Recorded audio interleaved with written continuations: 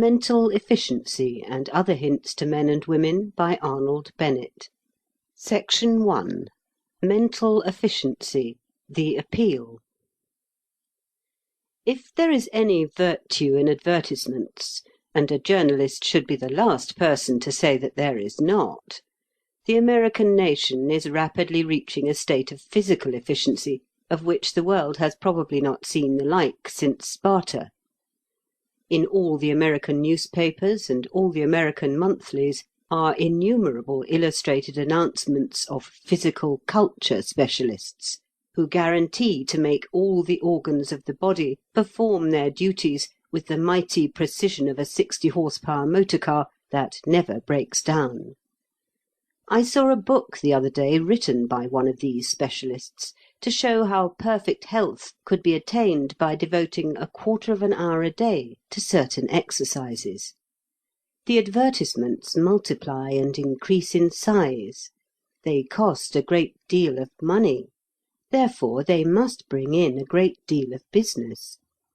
Therefore, vast numbers of people must be worried about the non-efficiency of their bodies and on the way to achieve efficiency. In our more modest British fashion, we have the same phenomenon in England, and it is growing. Our muscles are growing also. Surprise a man in his bedroom of a morning, and you will find him lying on his back on the floor, or standing on his head, or whirling clubs, in pursuit of physical efficiency. I remember that once I "went in" for physical efficiency myself. I, too, lay on the floor, my delicate epidermis separated from the carpet by only the thinnest of garments, and I contorted myself according to the 15 diagrams of a large chart, believed to be the Magna Carta of physical efficiency, daily after shaving. In 3 weeks my collars would not meet round my prize-fighter's neck.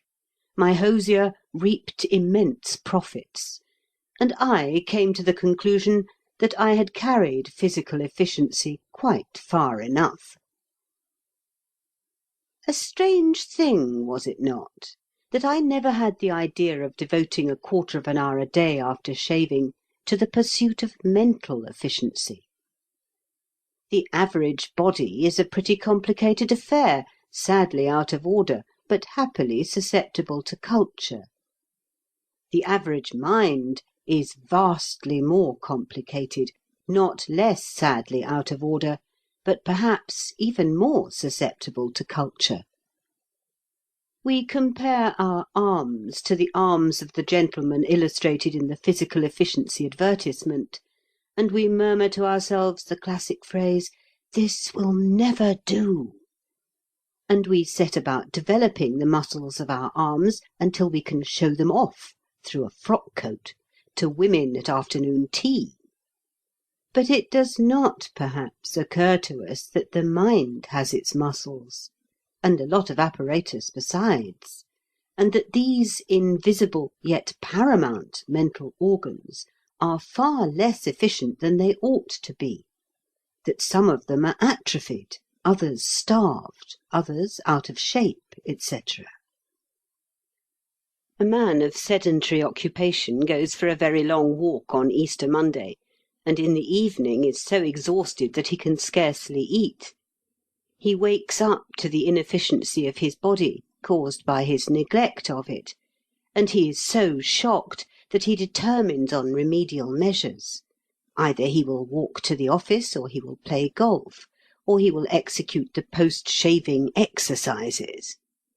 But let the same man, after a prolonged sedentary course of newspapers, magazines, and novels, take his mind out for a stiff climb among the rocks of a scientific, philosophic, or artistic subject. What will he do? Will he stay out all day and return in the evening too tired even to read his paper? Not he. It is 10 to 1 that, finding himself puffing for breath after a quarter of an hour, he won't even persist till he gets his second wind, but will come back at once. Will he remark with genuine concern that his mind is sadly out of condition, and that he really must do something to get it into order. Not he. It is 100 to 1 that he will tranquilly accept the status quo without shame and without very poignant regret. Do I make my meaning clear? I say without a very poignant regret, because a certain vague regret is indubitably caused by realizing that one is handicapped by a mental inefficiency which might, without too much difficulty, be cured. That vague regret exudes like a vapour from the more cultivated section of the public. It is to be detected everywhere, and especially among people who are near the halfway house of life. They perceive the existence of immense quantities of knowledge, not the smallest particle of which will they ever make their own. They stroll forth from their orderly dwellings on a starlit night, and feel dimly the wonder of the heavens. But the still small voice is telling them that, though they have read in a newspaper that there are 50,000 stars in the Pleiades, they cannot even point to the Pleiades in the sky.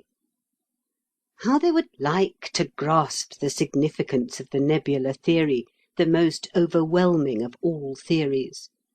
And the years are passing, and there are 24 hours in every day, out of which they work only 6 or 7, and it needs only an impulse, an effort, a system, in order gradually to cure the mind of its slackness, to give tone to its muscles, and to enable it to grapple with the splendours of knowledge and sensation that await it.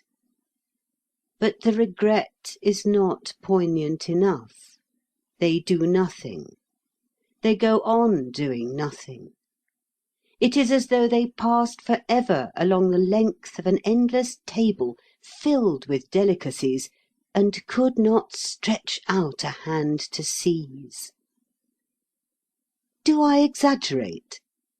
Is there not, deep in the consciousness of most of us, a mournful feeling that our minds are like the liver of the advertisement, sluggish, and that for the sluggishness of our minds there is the excuse neither of incompetence, nor of lack of time, nor of lack of opportunity, nor of lack of means? Why does not some mental efficiency specialist come forward and show us how to make our minds do the work which our minds are certainly capable of doing? I do not mean a quack. All the physical efficiency specialists who advertise largely are not quacks. Some of them achieve very genuine results. If a course of treatment can be devised for the body, a course of treatment can be devised for the mind.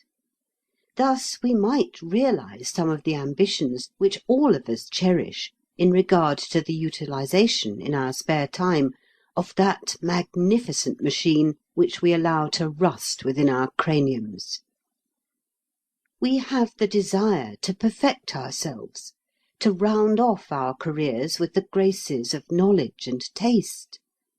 How many people would not gladly undertake some branch of serious study, so that they might not die under the reproach of having lived and died without ever really having known anything about anything? It is not the absence of desire that prevents them. It is, first, the absence of will power, not the will to begin, but the will to continue. And second, a mental apparatus which is out of condition, puffy, weedy, through sheer neglect. The remedy, then, divides itself into 2 parts, the cultivation of will power and the getting into condition of the mental apparatus. And these 2 branches of the cure must be worked concurrently. I am sure that the considerations which I have presented to you must have already presented themselves to tens of thousands of my readers, and that thousands must have attempted the cure. I doubt not that many have succeeded. I shall deem it a favour if those readers who have interested themselves in the question will communicate to me at once the result of their experience, whatever its outcome. I will make such use as I can of the letters I receive, and afterwards I will give my own experience. The replies. The correspondence which I have received in answer to my appeal shows that at any rate I did not overstate the case. There is, among a vast mass of reflecting people in this country, a clear consciousness of being mentally less than efficient, and a strong, though ineffective, desire that such mental inefficiency should cease to be. The desire is stronger than I had imagined, but it does not seem to have led to much hitherto. And that course of treatment for the mind, by means of which we are to realize some of the ambitions which all of us cherish in regard to the utilization in our spare time of the magnificent machine which we allow to rust within our craniums, that desiderated course of treatment has not apparently been devised by anybody. The Sandow of the brain has not yet loomed up above the horizon. On the other hand, there appears to be a general expectancy that I personally am going to play the role of the Sandow of the brain. Vain thought! I have been very much interested in the letters, some of which, as a statement of the matter in question, are admirable. It is perhaps not surprising that the best of them come from women, for, genius apart, woman is usually more touchingly lyrical than man in the yearning for the ideal. The most enthusiastic of all the letters I have received, however, is from a gentleman whose notion is that we should be hypnotized into mental efficiency. After advocating the establishment of "an institution of practical psychology, from whence there can be graduated fit and proper people, whose efforts would be in the direction of the subconscious mental mechanism of the child, or even the adult," this hypnotist proceeds, "between the academician, whose speciality is an inconsequential cobweb, the medical man who has got it into his head that he is the logical foster-father for psychonomical matters, and the blatant professor who deals with monkey tricks on a few somnambules on the music-hall stage, you are allowing to go unrecognized one of the most potent factors of mental development." Am I? I have not the least idea what this gentleman means, but I can assure him that he is wrong. I can make more sense out of the remarks of another correspondent, who, utterly despising the things of the mind, compares a certain class of young men to "a halfpenny bloater with the row out," and asserts that he himself "got out of the groove" by dint of having to unload 10 tons of coal in 3 hours and a half every day during several years. This is interesting and it is constructive, but it is just a little beside the point. A lady whose optimism is indicated by her pseudonym, Espérance, puts her finger on the spot, or rather on one of the spots, in a very sensible letter. "It appears to me," she says, "that the great cause of mental inefficiency is lack of concentration, perhaps especially in the case of women. I can trace my chief failures to this cause. Concentration is a talent. It may be in a measure cultivated, but it needs to be inborn. The greater number of us are in a state of semi-slumber, with minds which are only exerted to 1/2 of their capability." I thoroughly agree that inability to concentrate is one of the chief symptoms of the mental machine being out of condition. Espérance's suggested cure is rather drastic. She says, "Perhaps one of the best cures for mental sedentariness is arithmetic, for there is nothing else which requires greater power of concentration." Perhaps arithmetic might be an effective cure, but it is not a practical cure, because no one, or scarcely any one, would practise it. I cannot imagine the plain man who, Having a couple of hours to spare of a night, and having also the sincere desire, but not the will-power, to improve his taste and knowledge, would deliberately sit down and work sums by way of preliminary mental calisthenics. As Ibsen's puppet said, people don't do these things. Why do they not? The answer is simply because they won't.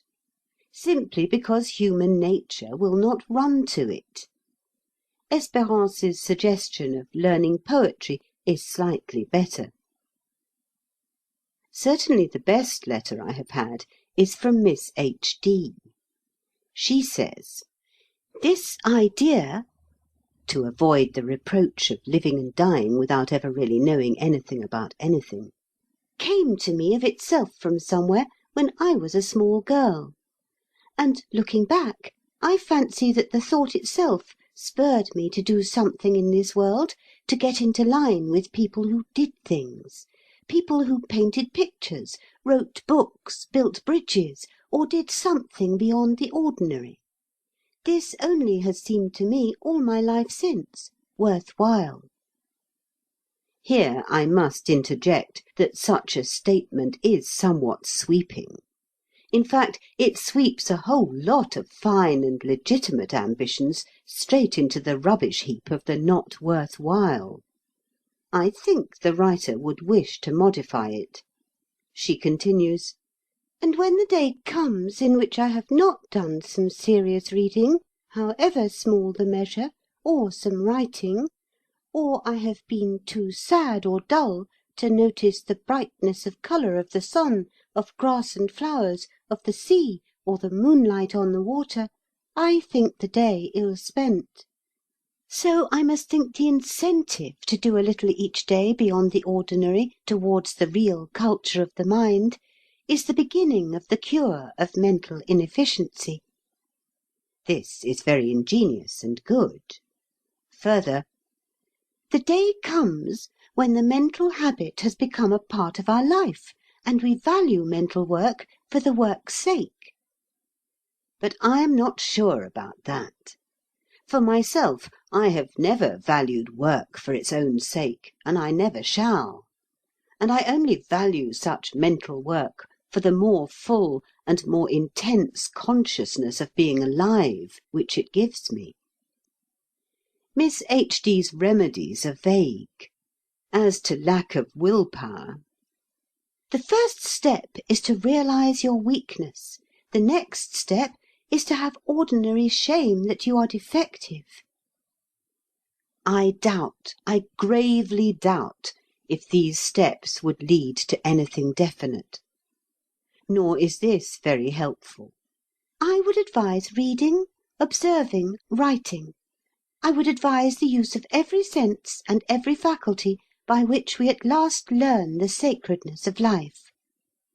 This is begging the question. If people, by merely wishing to do so, could regularly and seriously read, observe, write, and use every faculty and sense, there would be very little mental inefficiency. I see that I shall be driven to construct a programme out of my own bitter and ridiculous experiences. The cure. But tasks in hours of insight willed can be through hours of gloom fulfilled. The above lines from Matthew Arnold are quoted by one of my very numerous correspondents to support a certain optimism in this matter of a systematic attempt to improve the mind. They form part of a beautiful and inspiring poem, but I gravely fear that they run counter to the vast mass of earthly experience. More often than not, I have found that a task willed in some hour of insight cannot be fulfilled through hours of gloom. No, no, and no. To will is easy. It needs but the momentary bright contagion of a stronger spirit than one's own.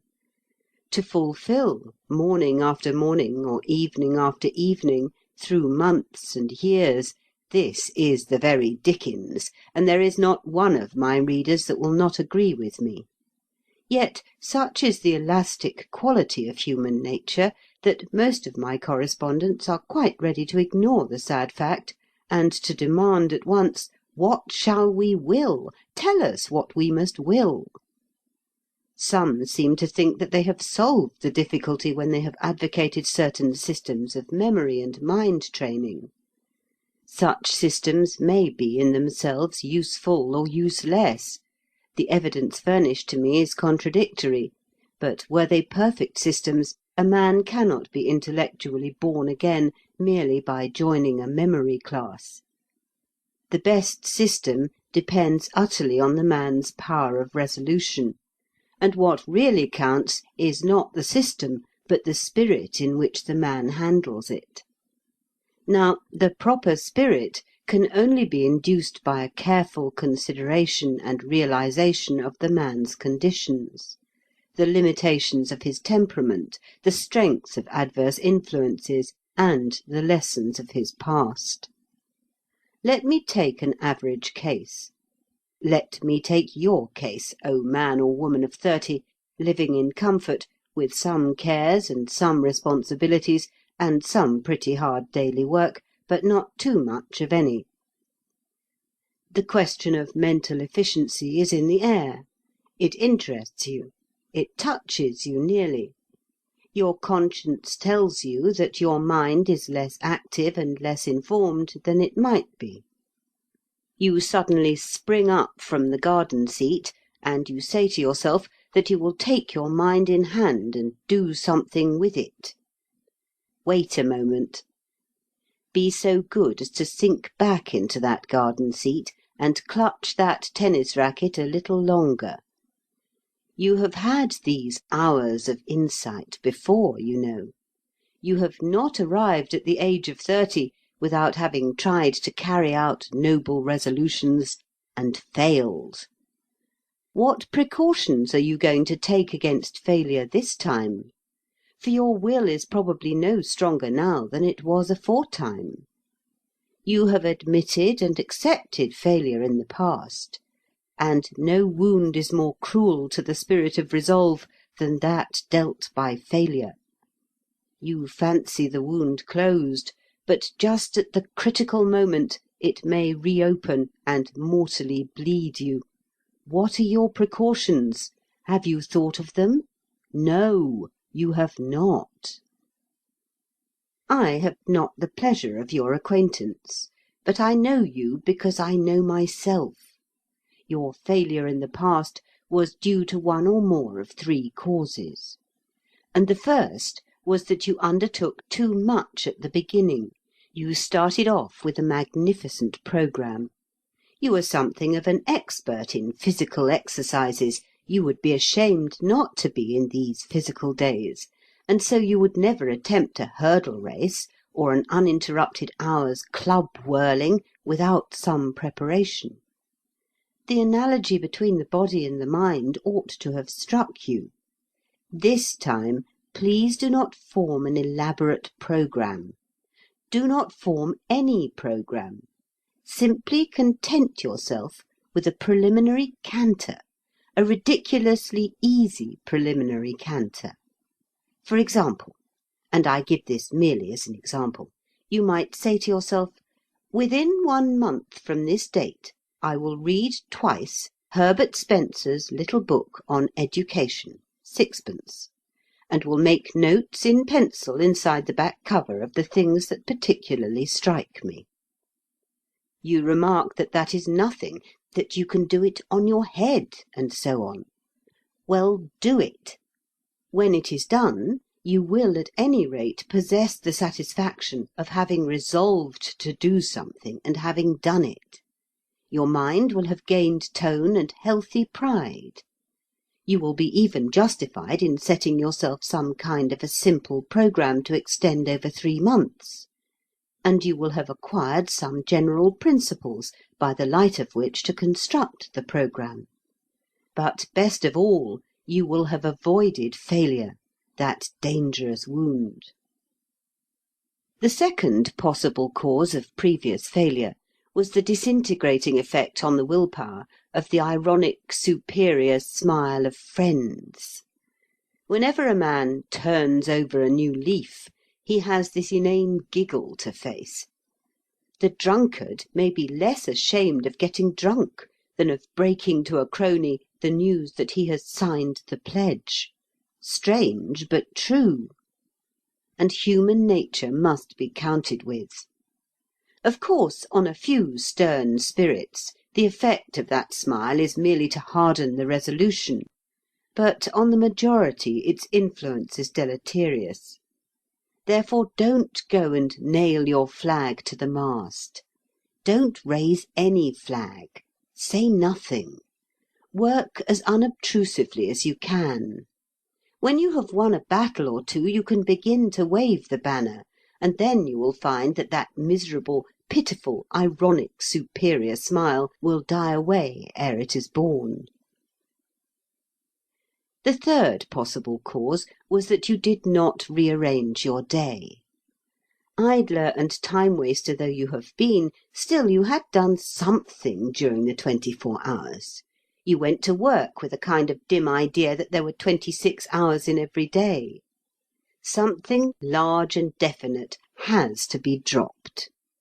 Some space in the rank jungle of the day has to be cleared and swept up for the new operations. Robbing yourself of sleep won't help you, nor trying to squeeze in a time for study between two other times. Use the knife and use it freely. If you mean to read or think half an hour a day, arrange for an hour. 100% margin is not too much for a beginner. Do you ask me where the knife is to be used? I should say that in 9 cases out of 10, the rites of the cult of the body might be abbreviated. I recently spent a weekend in a London suburb, and I was staggered by the wholesale attention given to physical recreation in all its forms. It was a gigantic debauch of the muscles on every side. It shocked me.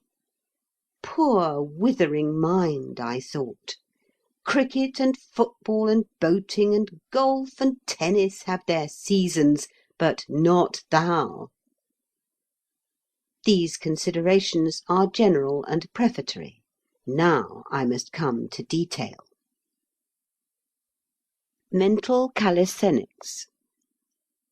I have dealt with the state of mind in which one should begin a serious effort towards mental efficiency, and also with the probable causes of failure in previous efforts. We come now to what I may call the calisthenics of the business. Exercises which may be roughly compared to the technical exercises necessary in learning to play a musical instrument.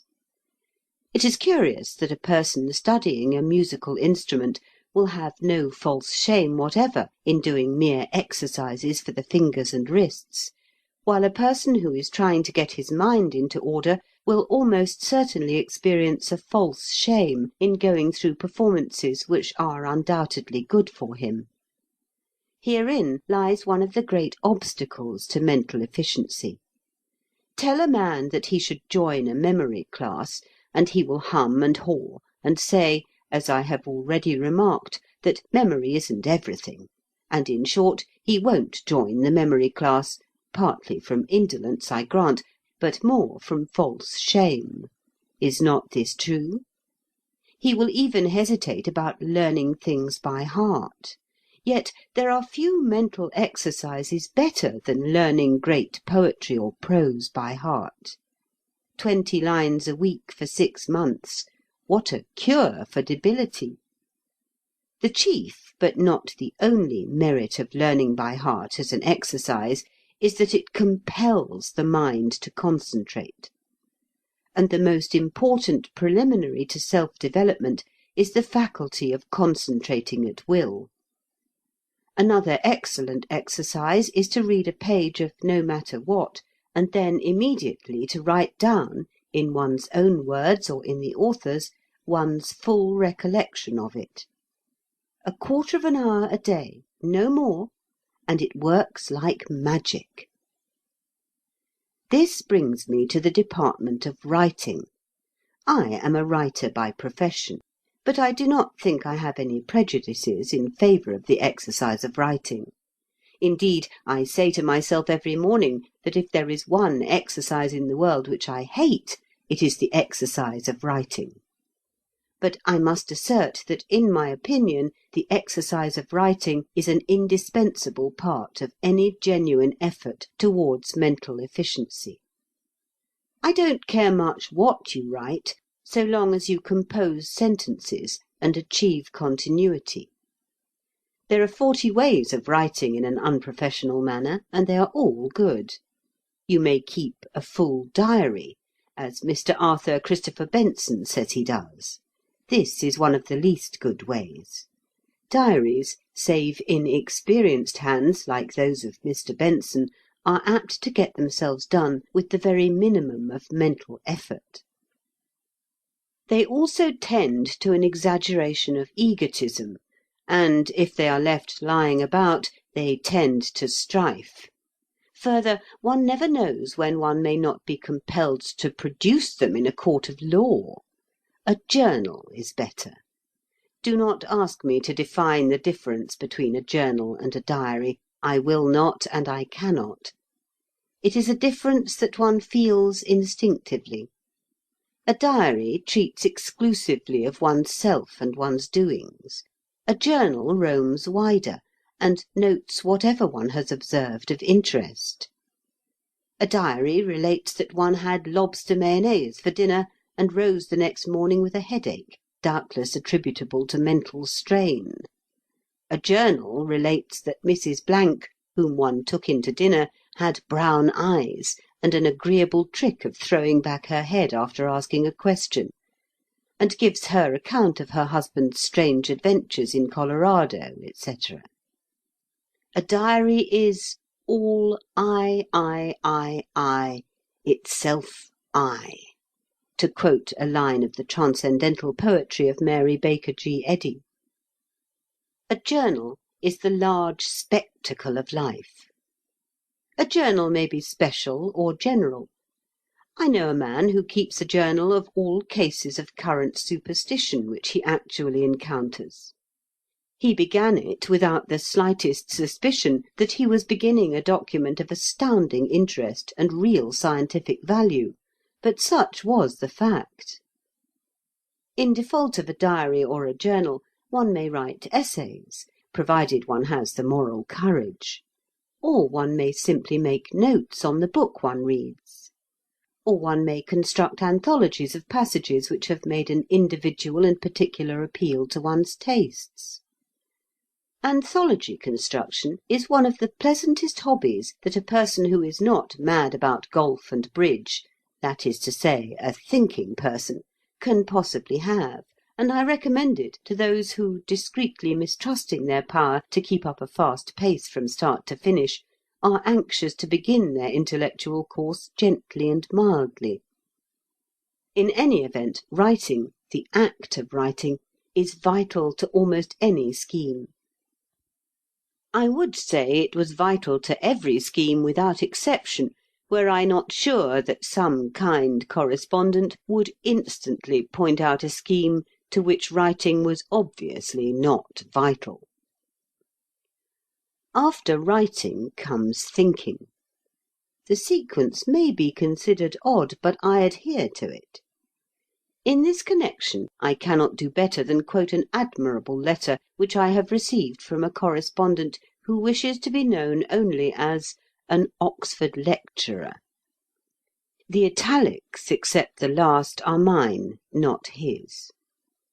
He says, quote, "Till a man has got his physical brain completely under his control," in italics, suppressing its too great receptivity, its tendencies to reproduce idly the thoughts of others, and to be swayed by every passing gust of emotion, end of italics, I hold that he cannot do a tenth part of the work that he would then be able to perform with little or no effort. Moreover, work apart, he has not entered upon his kingdom. and unlimited possibilities of future development are barred to him.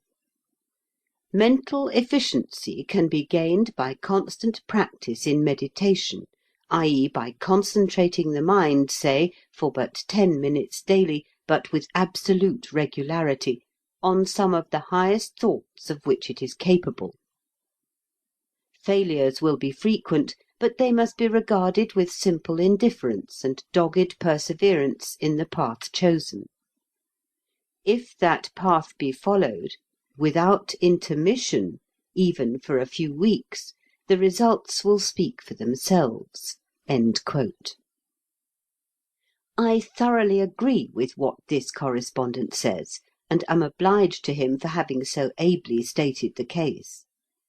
But I regard such a practice of meditation as he indicates as being rather an advanced exercise for a beginner.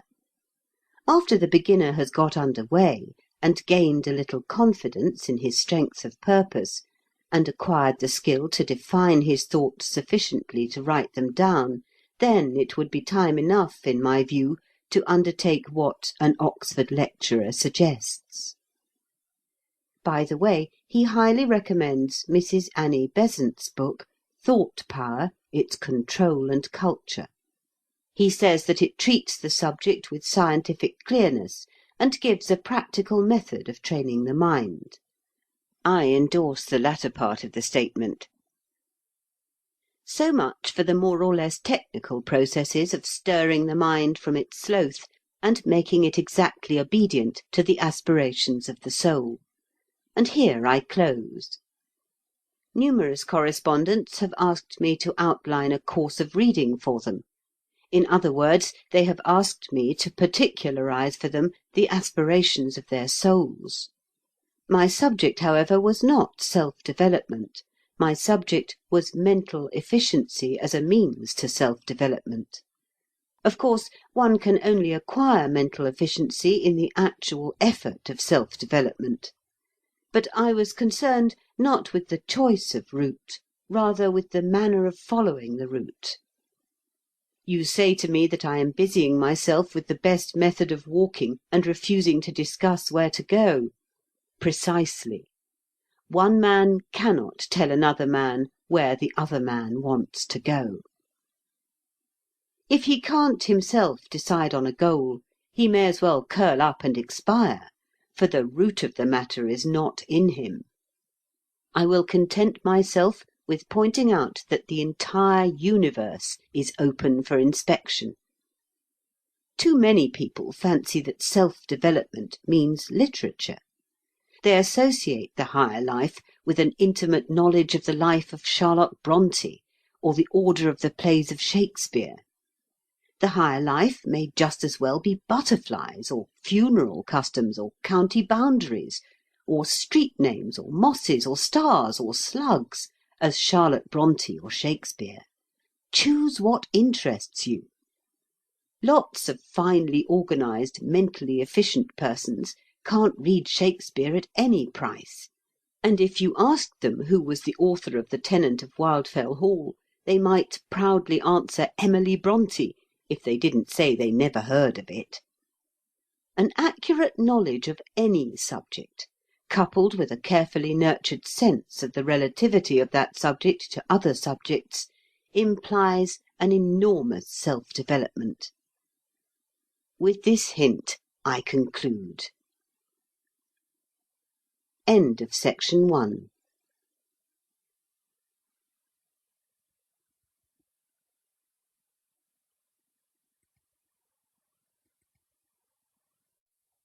Chapter 2. Expressing one's individuality. A most curious and useful thing to realize is that one never knows the impression one is creating on other people. One may often guess pretty accurately whether it is good, bad, or indifferent. Some people render it unnecessary for one to guess, they practically inform one, but that is not what I mean. I mean much more than that. I mean that one has oneself no mental picture corresponding to the mental picture which one's personality leaves in the minds of one's friends.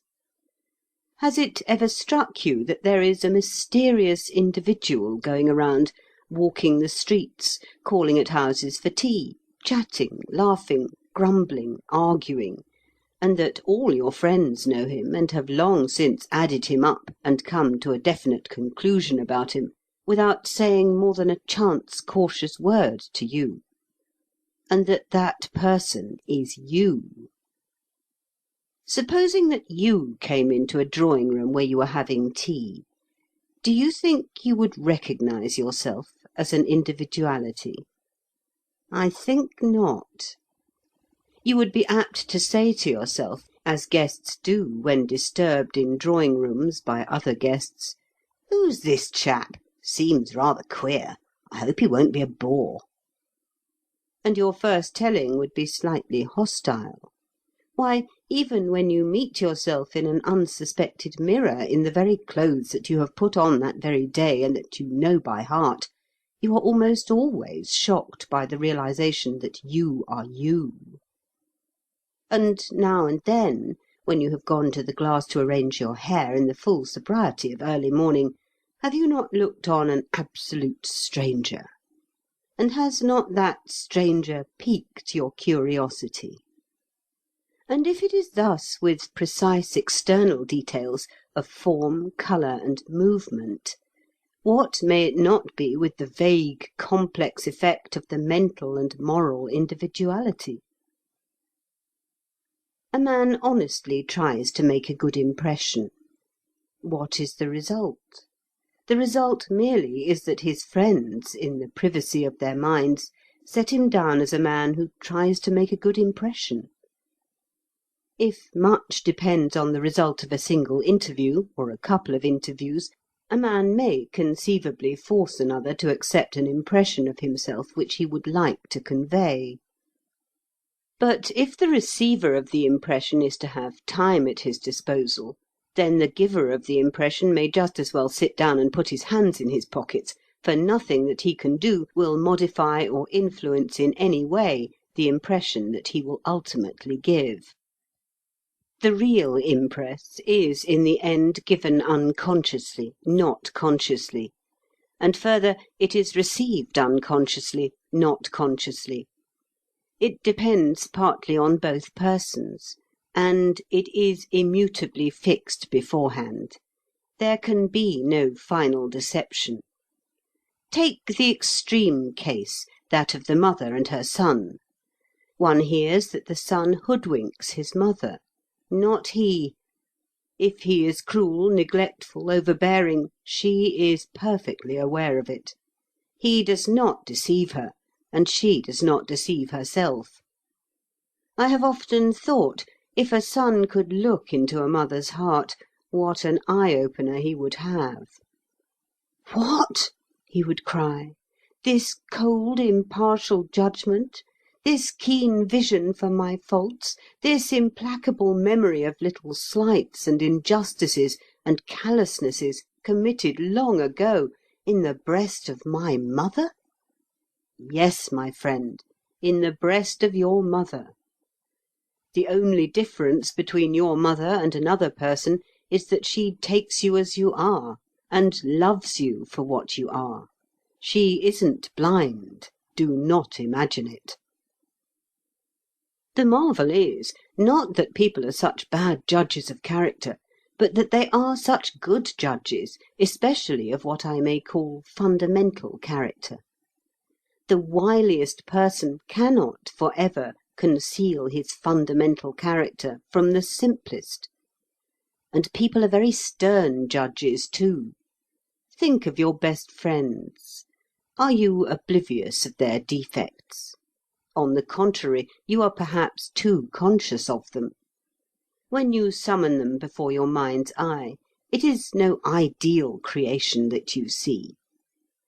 When you meet them and talk to them, you are constantly making reservations in their disfavour, unless, of course, you happen to be a schoolgirl gushing over like a fountain with enthusiasm. It is well, when one is judging a friend, to remember that he is judging you with the same godlike and superior impartiality. It is well to grasp the fact that you are going through life under the scrutiny of a band of acquaintances who are subject to very few illusions about you, whose views of you are, indeed, apt to be harsh and even cruel. Above all, it is advisable to comprehend thoroughly that the things in your individuality which annoy your friends most are the things of which you are completely unconscious. It is not until years have passed that one begins to be able to form a dim idea of what one has looked like to one's friends. At 40 one goes back 10 years, and one says sadly, but with a certain amusement, "I must have been pretty blatant then. I can see how I must have exasperated 'em. And yet I hadn't the faintest notion of it at the time. My intentions were of the best, only I didn't know enough." And one recollects some particularly crude action and kicks oneself. Yes, that is all very well, and the enlightenment which has come with increasing age is exceedingly satisfactory. But you are 40 now. What shall you be saying of yourself at 50? Such reflections foster humility, and they foster also a reluctance, which it is impossible to praise too highly, to tread on other people's toes. A moment ago I used the phrase fundamental character. It is a reminiscence of Stevenson's phrase fundamental decency, and it is the final test by which one judges one's friends. After all, he's a decent fellow. We must be able to use that formula concerning our friends. Kindliness of heart is not the greatest of human qualities, and its general effect on the progress of the world is not entirely beneficent. But it is the greatest of human qualities in friendship. It is the least dispensable quality. We come back to it with relief from more brilliant qualities. And it has the great advantage of always going with a broad mind. Narrow-minded people are never kind-hearted. You may be inclined to dispute this statement. Please think it over. I am inclined to uphold it. We can forgive the absence of any quality except kindliness of heart. And when a man lacks that, we blame him, we will not forgive him. This is, of course, scandalous. A man is born as he is born, and he can as easily add a cubit to his stature as add kindliness to his heart. The feat never has been done and never will be done. And yet we blame those who have not kindliness. We have the incredible, insufferable, and odious audacity to blame them. We think of them as though they had nothing to do but go into a shop and buy kindliness. I hear you say that kindliness of heart can be cultivated. Well, I hate to have even the appearance of contradicting you, but it can only be cultivated in the botanical sense. You can't cultivate violets on a nettle. A philosopher has enjoined us to suffer fools gladly. He had more usefully enjoined us to suffer ill-natured persons gladly.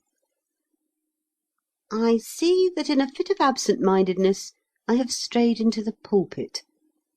I descend. End of chapter 2.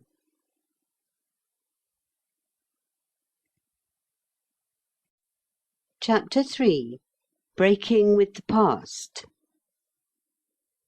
On that dark morning we woke up, and it instantly occurred to us, or at any rate to those of us who have preserved some of our illusions and our naïveté, that we had something to be cheerful about, some cause for a gay and strenuous vivacity. And then we remembered that it was New Year's Day, and there were those resolutions to put into force. Of course, we all smile in a superior manner at the very mention of New Year's resolutions. We pretend they are toys for children, and that we have long since ceased to regard them seriously as a possible aid to conduct. But we are such deceivers, such miserable moral cowards, in such terror of appearing naive, that I, for one, am not to be taken in by that smile and that pretence. The individual who scoffs at New Year's resolutions resembles the woman who says she doesn't look under the bed at nights. The truth is not in him, and in the very moment of his lying, could his cranium suddenly become transparent, we should see resolutions burning brightly in his brain, like lamps in Trafalgar Square. Of this I am convinced, that 19/20ths of us got out of bed that morning animated by that special feeling of gay and strenuous vivacity which resolutions alone can produce. And 19/20ths of us were also conscious of a high virtue, forgetting that it is not the making of resolutions, but the keeping of them, which renders pardonable the consciousness of virtue. And at this hour, while the activity of the resolution is yet in full blast, I would wish to insist on the truism, obvious perhaps, but apt to be overlooked, that a man cannot go forward and stand still at the same time. Just as moralists have often animadverted on the tendency to live in the future, so I would animadvert upon the tendency to live in the past. Because all around me I see men carefully tying themselves with an unbreakable rope to an immovable post at the bottom of a hill, and then struggling to climb the hill. If there is one resolution more important than another, it is the resolution to break with the past. If life is not a continual denial of the past, then it is nothing. This may seem a hard and callous doctrine, but you know there are aspects of common sense which decidedly are hard and callous. And one finds constantly in plain common sense persons, O rare and select band, a surprising quality of ruthlessness mingled with softer traits. Have you not noticed it? The past is absolutely intractable. One can't do anything with it. And an exaggerated attention to it is like an exaggerated attention to sepulchres, a sign of barbarism. Moreover, the past is usually the enemy of cheerfulness, and cheerfulness is a most precious attainment. Personally, I could even go so far as to exhibit hostility towards grief, and a marked hostility towards remorse, two states of mind which feed on the past instead of on the present. Remorse, which is not the same thing as repentance, serves no purpose that I have ever been able to discover. What one has done, and there's an end of it. As a great prelate unforgettably said, quote, "Things are what they are, and the consequences of them will be what they will be. Why then attempt to deceive ourselves?" End quote. That remorse for wickedness is a useful and praiseworthy exercise? Much better to forget. As a matter of fact, people indulge in remorse. It is a somewhat vicious form of spiritual pleasure.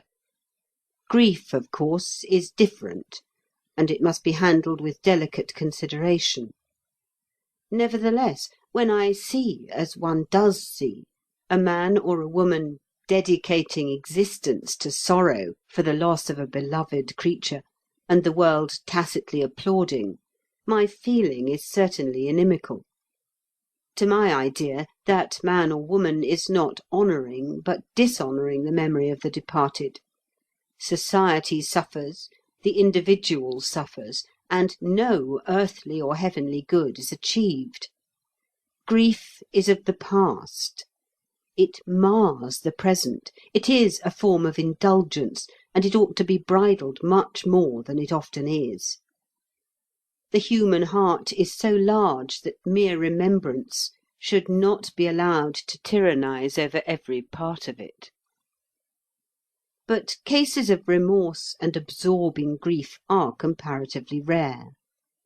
What is not rare is that misguided loyalty to the past which dominates the lives of so many of us. I do not speak of leading principles, which are not likely to incommode us by changing. I speak of secondary yet still important things. We will not do so and so because we have never done it, as if that was a reason. Or we have always done so and so, therefore we must always do it, as if that was logic. This disposition to an irrational Toryism is curiously discoverable in advanced radicals, and it will show itself in the veriest trifles. I remember such a man whose wife objected to his form of hat.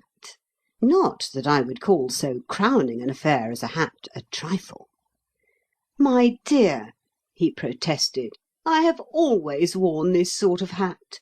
It may not suit me, but it is absolutely impossible for me to alter it now." However, she took him by means of an omnibus to a hat shop, and bought him another hat, and put it on his head, and made a present of the old one to the shop assistant, and marched him out of the shop.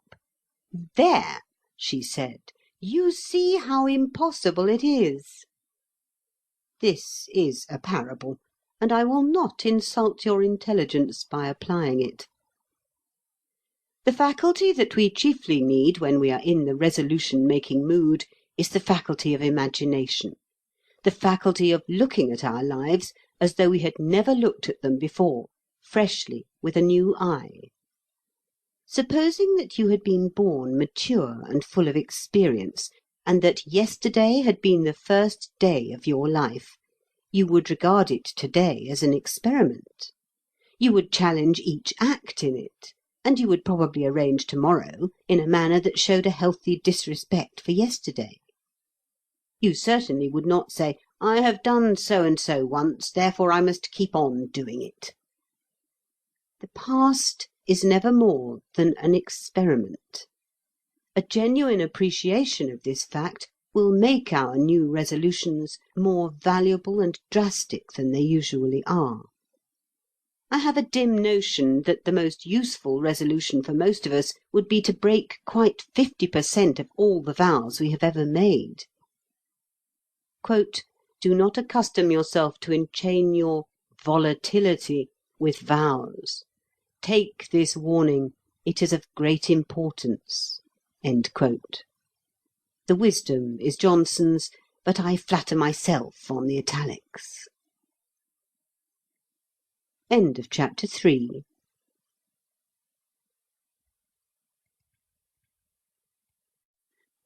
Chapter 4. Settling Down in Life. The other day, a well-known English novelist asked me how old I thought she was, really. "Well," I said to myself, "since she has asked for it, she shall have it. I will be as true to life as her novels." So I replied audaciously, 38. I fancied I was erring, if at all, on the side of really, and I trembled. She laughed triumphantly. "I am 43," she said.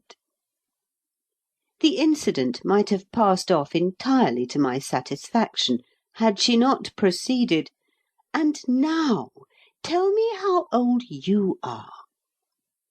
That was like a woman.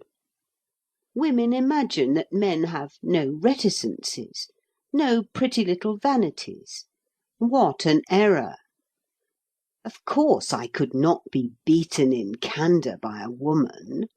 I had to offer myself a burnt sacrifice to her curiosity. And I did it, bravely, but not unflinchingly. And then, afterwards, the fact of my age remained with me, worried me, obsessed me. I saw more clearly than ever before that age was telling on me. I could not be blind to the deliberation of my movements in climbing stairs and in dressing. Once upon a time the majority of persons I met in the street seemed much older than myself, It is different now. The change has come unperceived. There is a generation younger than mine that smokes cigars and falls in love. Astounding! Once I could play left wing forward for an hour and a half without dropping down dead. Once I could swim 150 feet submerged at the bottom of a swimming bath. Incredible! Simply incredible! Can it be that I have already lived? And lo, I, at the age of nearly 40, am putting to myself the old questions concerning the intrinsic value of life, the fundamentally important questions. What have I got out of it? What am I likely to get out of it? In a word, what's it worth? If a man can ask himself a question more momentous, radical, and critical than these questions, I would like to know what it is. Innumerable philosophers have tried to answer these questions in a general way for the average individual, and possibly they have succeeded pretty well. Possibly I might derive benefit from a perusal of their answers. But do you suppose I am going to read them? Not I. Do you suppose that I can recall the wisdom that I happen already to have read? Not I. My mind is a perfect blank at this moment in regard to the wisdom of others on the essential question. Strange, is it not? But quite a common experience, I believe. Besides, I don't actually care twopence what any other philosopher has replied to my question. In this, each man must be his own philosopher. There is an instinct in the profound egoism of human nature which prevents us from accepting such ready-made answers. What is it to us what Plato thought? Nothing. And thus the question remains ever new and ever unanswered, and ever of dramatic interest.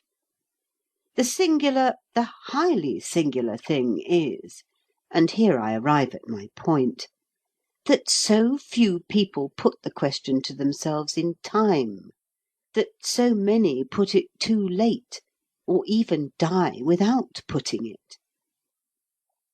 I am firmly convinced that an immense proportion of my instructed fellow creatures do not merely omit to strike the balance sheet of their lives, they omit even the preliminary operation of taking stock.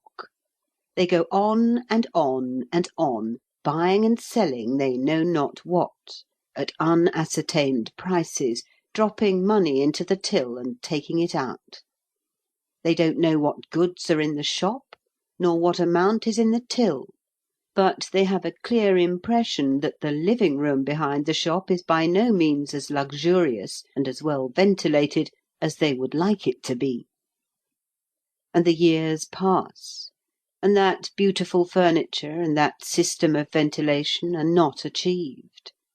And then one day they die, and friends come to the funeral and remark, "Dear me, how stuffy this room is, and the shop's practically full of trash." Or, some little time before they are dead, they stay later than usual in the shop one evening, and make up their minds to take stock and count the till, and the disillusion lays them low, and they struggle into the living-room and murmur, "I shall never have that beautiful furniture, and I shall never have that system of ventilation. If I had known earlier, I would have at least got a few inexpensive cushions to go on with, and I would have put my fist through a pane in the window. But it's too late now. I'm used to Windsor chairs, and I should feel the draught horribly." If I were a preacher, and if I hadn't got more than enough to do in minding my own affairs, and if I could look any one in the face and deny that I, too, had pursued for nearly 40 years the great British policy of muddling through and hoping for the best, in short, if things were not what they are, I would hire the Alhambra Theatre or Exeter Hall of a Sunday night, preferably the Alhambra, because more people would come to my entertainment, and I would invite all men and women over 26. I would supply the seething crowd with what they desired in the way of bodily refreshment, except spirits. I would draw the line at poisons. And having got them and myself into a nice, amiable, expansive frame of mind, I would thus address them, of course in ringing eloquence that John Bright might have envied. Men and women, I would say, companions in the universal pastime of hiding one's head in the sand, I am about to impart to you the very essence of human wisdom. It is not abstract. It is a principle of daily application affecting the daily round in its entirety, from the strap hanging on the district railway in the morning to the strap hanging on the district railway the next morning. Beware of hope, and beware of ambition. Each is excellently tonic, like German competition, in moderation. But all of you are suffering from self-indulgence in the first, and very many of you are ruining your constitutions with the second. Be it known unto you, my dear men and women, that existence, rightly considered, is a fair compromise between two instincts: the instinct of hoping one day to live, and the instinct to live here and now. In most of you, the first instinct has simply got the other by the throat and is throttling it. Prepare to live by all means, but for heaven's sake do not forget to live. You will never have a better chance than you have at present. You may think you will have, but you are mistaken. Pardon this bluntness. Surely you are not so naive as to imagine that the road on the other side of that hill there is more beautiful than the piece you are now traversing. Hopes are never realized, for in the act of realization they become something else. Ambitions may be attained, but ambitions attained are rather like burnt coal. 90% of the heat generated has gone up the chimney instead of into the room. Nevertheless, indulge in hopes and ambitions which, though deceiving, are agreeable deceptions. Let them cheat you a little, a lot, but do not let them cheat you too much. This that you are living now is life itself. It is much more life itself than that which you will be living 20 years hence. Grasp that truth. Dwell on it. Absorb it. Let it influence your conduct to the end that neither the present nor the future be neglected. You search for happiness? Happiness is chiefly a matter of temperament. It is exceedingly improbable that you will, by struggling, gain more happiness than you already possess. In fine, settle down at once into life. Loud cheers. The cheers would, of course, be for the refreshments. There is no doubt that the mass of the audience would consider that I had missed my vocation and ought to have been a caterer instead of a preacher. But once started, I would not be discouraged. I would keep on Sunday night after Sunday night. Our leading advertisers have richly proved that the public will believe anything if they are told of it often enough. I would practice iteration, always with refreshments. In the result, it would dawn upon the corporate mind that there was some glimmering of sense in my doctrine, and people would at last begin to perceive the folly of neglecting to savour the present, the folly of assuming that the future can be essentially different from the present, the fatuity of dying before they have begun to live. End of chapter 4.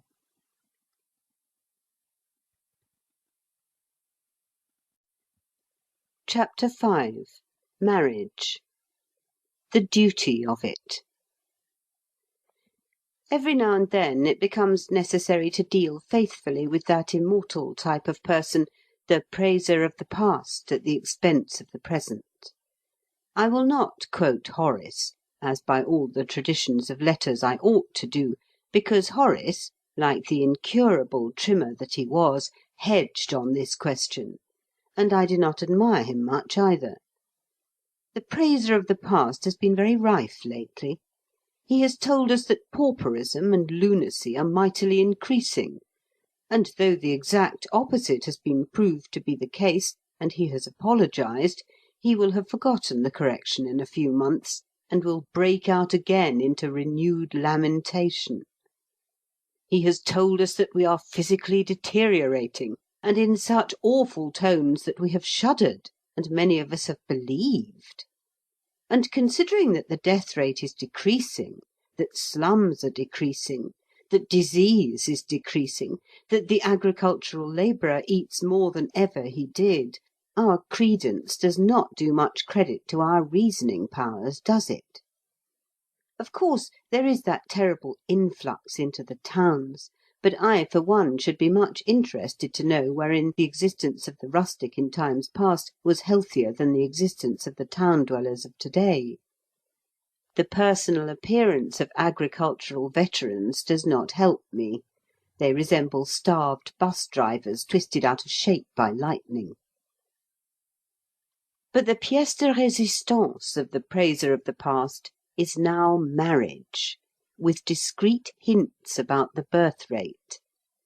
The praiser of the past is going to have a magnificent time with the subject of marriage. The first moanings of the tempest have already been heard.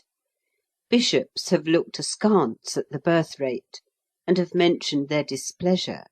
The matter is serious. As the phrase goes, it strikes at the root. We are marrying later, my friends. Some of us, in the hurry and preoccupation of business, are quite forgetting to marry. It is the duty of the citizen to marry and have children, and we are neglecting our duty, we are growing selfish. No longer are produced the glorious quiverfuls of old times. Our fathers married at 20, we marry at 35. Why? Because a gross and enervating luxury has overtaken us. What will become of England if this continues? There will be no England. Hence we must look to it, and so on in the same strain. I should like to ask all those who have raised and will raise such outcries, have you read X? Now, the book that I refer to as X is a mysterious work, written rather more than 100 years ago by an English curate. It is a classic of English science. Indeed, it is one of the great scientific books of the world. It has immensely influenced all the scientific thought of the 19th century, especially Darwin's. Mr. H.G. Wells, as cited in Chambers' Cyclopaedia of English Literature, describes it as the most shattering book that ever has or will be written. If I may make a personal reference, I would say that it affected me more deeply than any other scientific book that I have read. Although it is perfectly easy to understand and free from the slightest technicality, it is the most misunderstood book in English literature, simply because it is not read. The current notion about it is utterly false. It might be a powerful instrument of education, general and sociological, but publishers will not reprint it. At least they do not. And yet it is 40 times more interesting and 400 times more educational than Gilbert White's remarks on the birds of Selborne. I will leave you to guess what X is, but I do not offer a prize for the solution of a problem which a vast number of my readers will certainly solve at once. If those who are worrying themselves about the change in our system of marriage would read X, they would probably cease from worrying. For they would perceive that they had been putting the cart before the horse, that they had elevated to the dignity of fundamental principles certain average rules of conduct which had sprung solely from certain average instincts in certain average conditions, and that they were now frightened because, the conditions having changed, the rules of conduct had changed with them. One of the truths that X makes clear is that conduct conforms to conditions, and not conditions to conduct.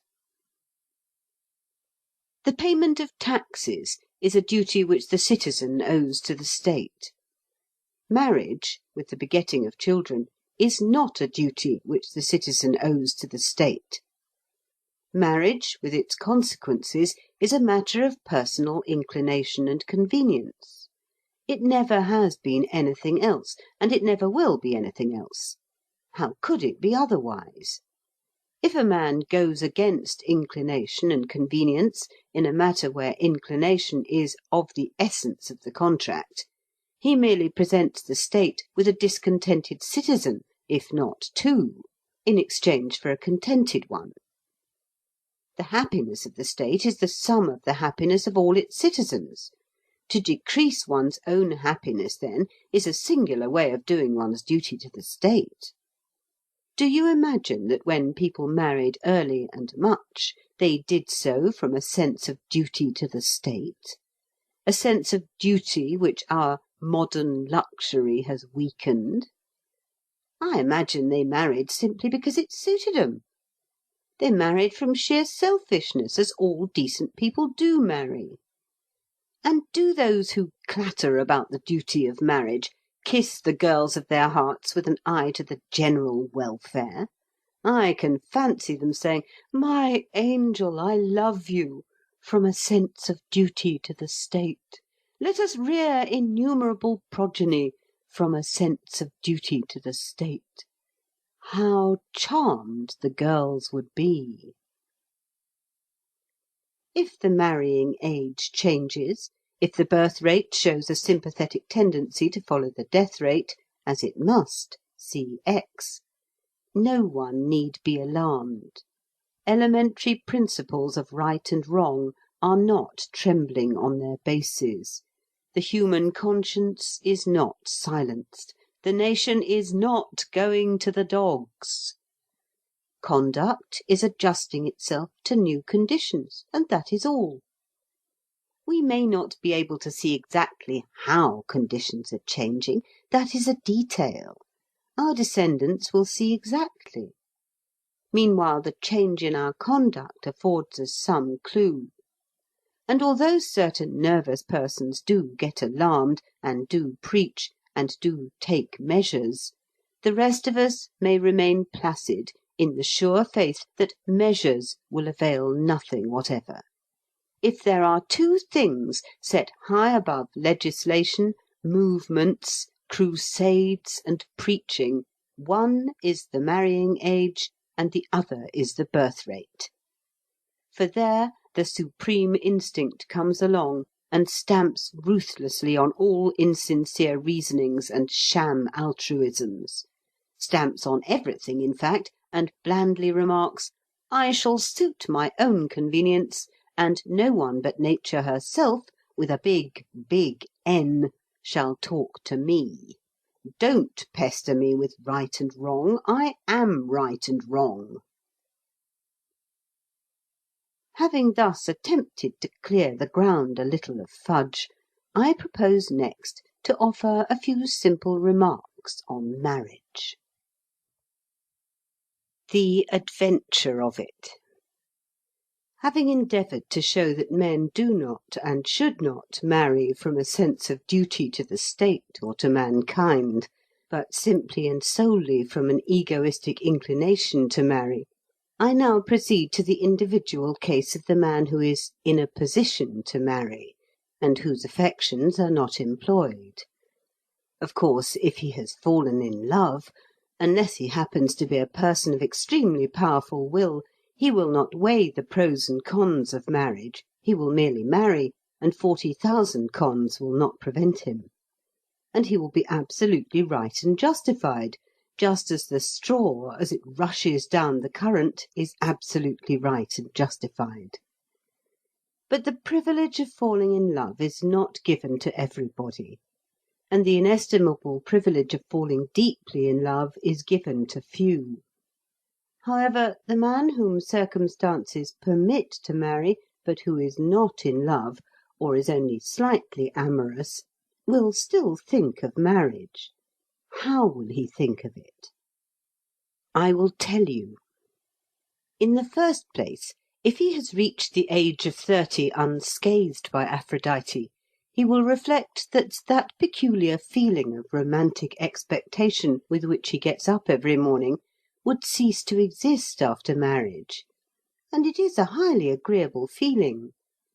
In its stead, in moments of depression, he would have the feeling of having done something irremediable, of having definitely closed an avenue for the outlet of his individuality. Kindly remember that I am not describing what this human man ought to think. I am describing what he does think. In the second place, he will reflect that, after marriage, he could no longer expect the charming welcomes which bachelors so often receive from women. He would be done with as a possibility. And he does not relish the prospect of being done with as a possibility. Such considerations, all connected more or less with the loss of freedom, oh, mysterious and thrilling word, will affect his theoretical attitude. And be it known that even the freedom to be lonely and melancholy is still freedom. Other ideas will suggest themselves. One morning, while brushing his hair, he will see a grey hair, and however young he may be, the anticipation of old age will come to him. A solitary old age. A senility dependent for its social and domestic requirements on condescending nephews and nieces, or even more distant relations. Awful! Unthinkable! And his first movement, especially if he has read that terrible novel, Fort comme la mort, of de Maupassant, is to rush out into the street and propose to the first girl he encounters, in order to avoid this dreadful nightmare of a solitary old age. But before he has got as far as the doorstep, he reflects further. Suppose he marries, and after 20 years his wife dies, and leaves him a widower. He will still have a solitary old age, and a vastly more tragical one than if he had remained single. Marriage is not, therefore, a sure remedy for a solitary old age. It may intensify the evil. Children? But suppose he doesn't have any children? Suppose, there being children, they die? What anguish! Suppose merely that they are seriously ill and recover, what an ageing experience! Suppose they prove a disappointment, what endless regret! Suppose they turn out badly, children do, what shame! Suppose he finally becomes dependent upon the grudging kindness of an ungrateful child, what a supreme humiliation! All these things are occurring constantly everywhere. Suppose his wife, having loved him, ceased to love him, or suppose he ceased to love his wife. Ces choses ne se commandent pas. These things do not command themselves. Personally, I should estimate that in not 1% even of romantic marriages are the husband and wife capable of passion for each other after 3 years. So brief is the violence of love. In perhaps 33%, passion settles down into a tranquil affection, which is ideal. In 50% it sinks into sheer indifference, and one becomes used to one's wife or one's husband as to one's other habits. And in the remaining 16%, it develops into dislike or detestation. Do you think my percentages are wrong, you who have been married a long time and know what the world is? Well, you may modify them a little. You won't want to modify them much. The risk of finding oneself ultimately among the 16% can be avoided by the simple expedient of not marrying. And by the same expedient the other risks can be avoided, together with yet others that I have not mentioned. It is entirely obvious, then, in fact, I beg pardon for mentioning it, that the attitude towards marriage of the heart-free bachelor must be at best a highly cautious attitude. He knows he is already in the frying pan, none knows better, but considering the propinquity of the fire, he doubts whether he had not better stay where he is. His life will be calmer, more like that of a hibernating snake. His sensibilities will be dulled, but the chances of poignant suffering will be very materially reduced. So that the bachelor in a position to marry, but not in love, will assuredly decide in theory against marriage.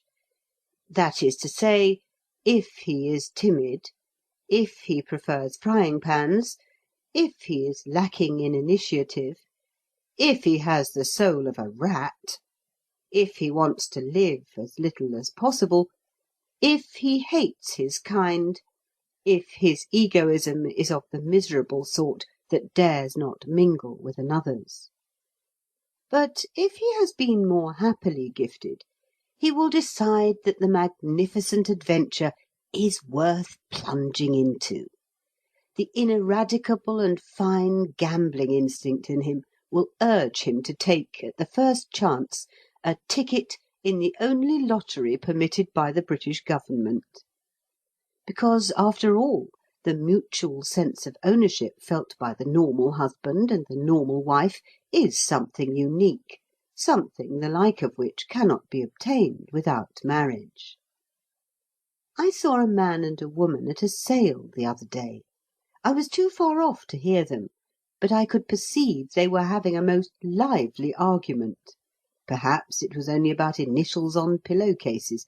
They were absorbed in themselves. The world did not exist for them.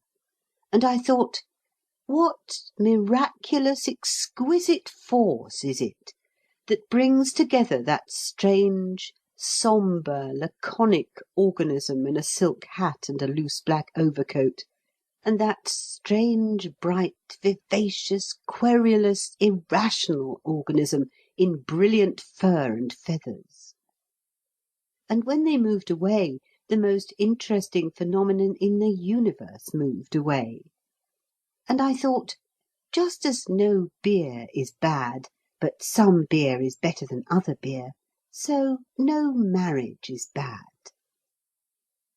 The chief reward of marriage is something which marriage is bound to give: companionship whose mysterious interestingness nothing can stale. A man may hate his wife so that she can't thread a needle without annoying him, but when he dies or she dies he will say, "Well, I was interested." And one always is. Said a bachelor of 46 to me the other night, "Anything is better than the void." The two ways of it. Sabine and other summary methods of marrying being now abandoned by all nice people, there remain two broad general ways. The first is the English way. We let nature take her course. We give heed to the heart's cry. When, amid the hazards and accidents of the world, two souls find each other, we rejoice. Our instinctive wish is that they shall marry, if the matter can anyhow be arranged. We frankly recognize the claim of romance in life, and we are prepared to make sacrifices to it. We see a young couple at the altar. They are in love. Good. They are poor. So much the worse. But nevertheless, we feel that love will pull them through. The revolting French system of bargain and barter is the one thing that we can neither comprehend nor pardon in the customs of our great neighbours. We endeavour to be polite about that system. We simply cannot. It shocks our finest, tenderest feelings. It is so obviously contrary to nature. The second is the French way, just alluded to as bargain and barter. Now, if there is one thing a Frenchman can neither comprehend nor pardon in the customs of a race so marvellously practical and sagacious as ourselves, it is the English marriage system. He endeavours to be polite about it, and he succeeds. But it shocks his finest, tenderest feelings. He admits that it is in accordance with nature, but he is apt to argue that the whole progress of civilization has been the result of an effort to get away from nature. What? Leave the most important relation into which a man can enter to the mercy of chance, when a mere gesture may arouse passion, or the colour of a corsage induce desire? No, you English, you who are so self-controlled, you are not going seriously to defend that.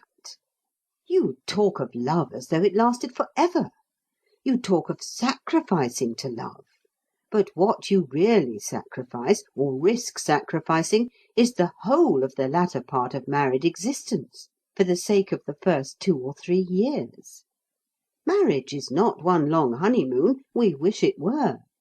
When you agree to a marriage, you fix your eyes on the honeymoon. When we agree to a marriage, we try to see it as it will be 5 or 10 years hence. We assert that in the average instance, 5 years after the wedding, it doesn't matter whether or not the parties were in love on the wedding day.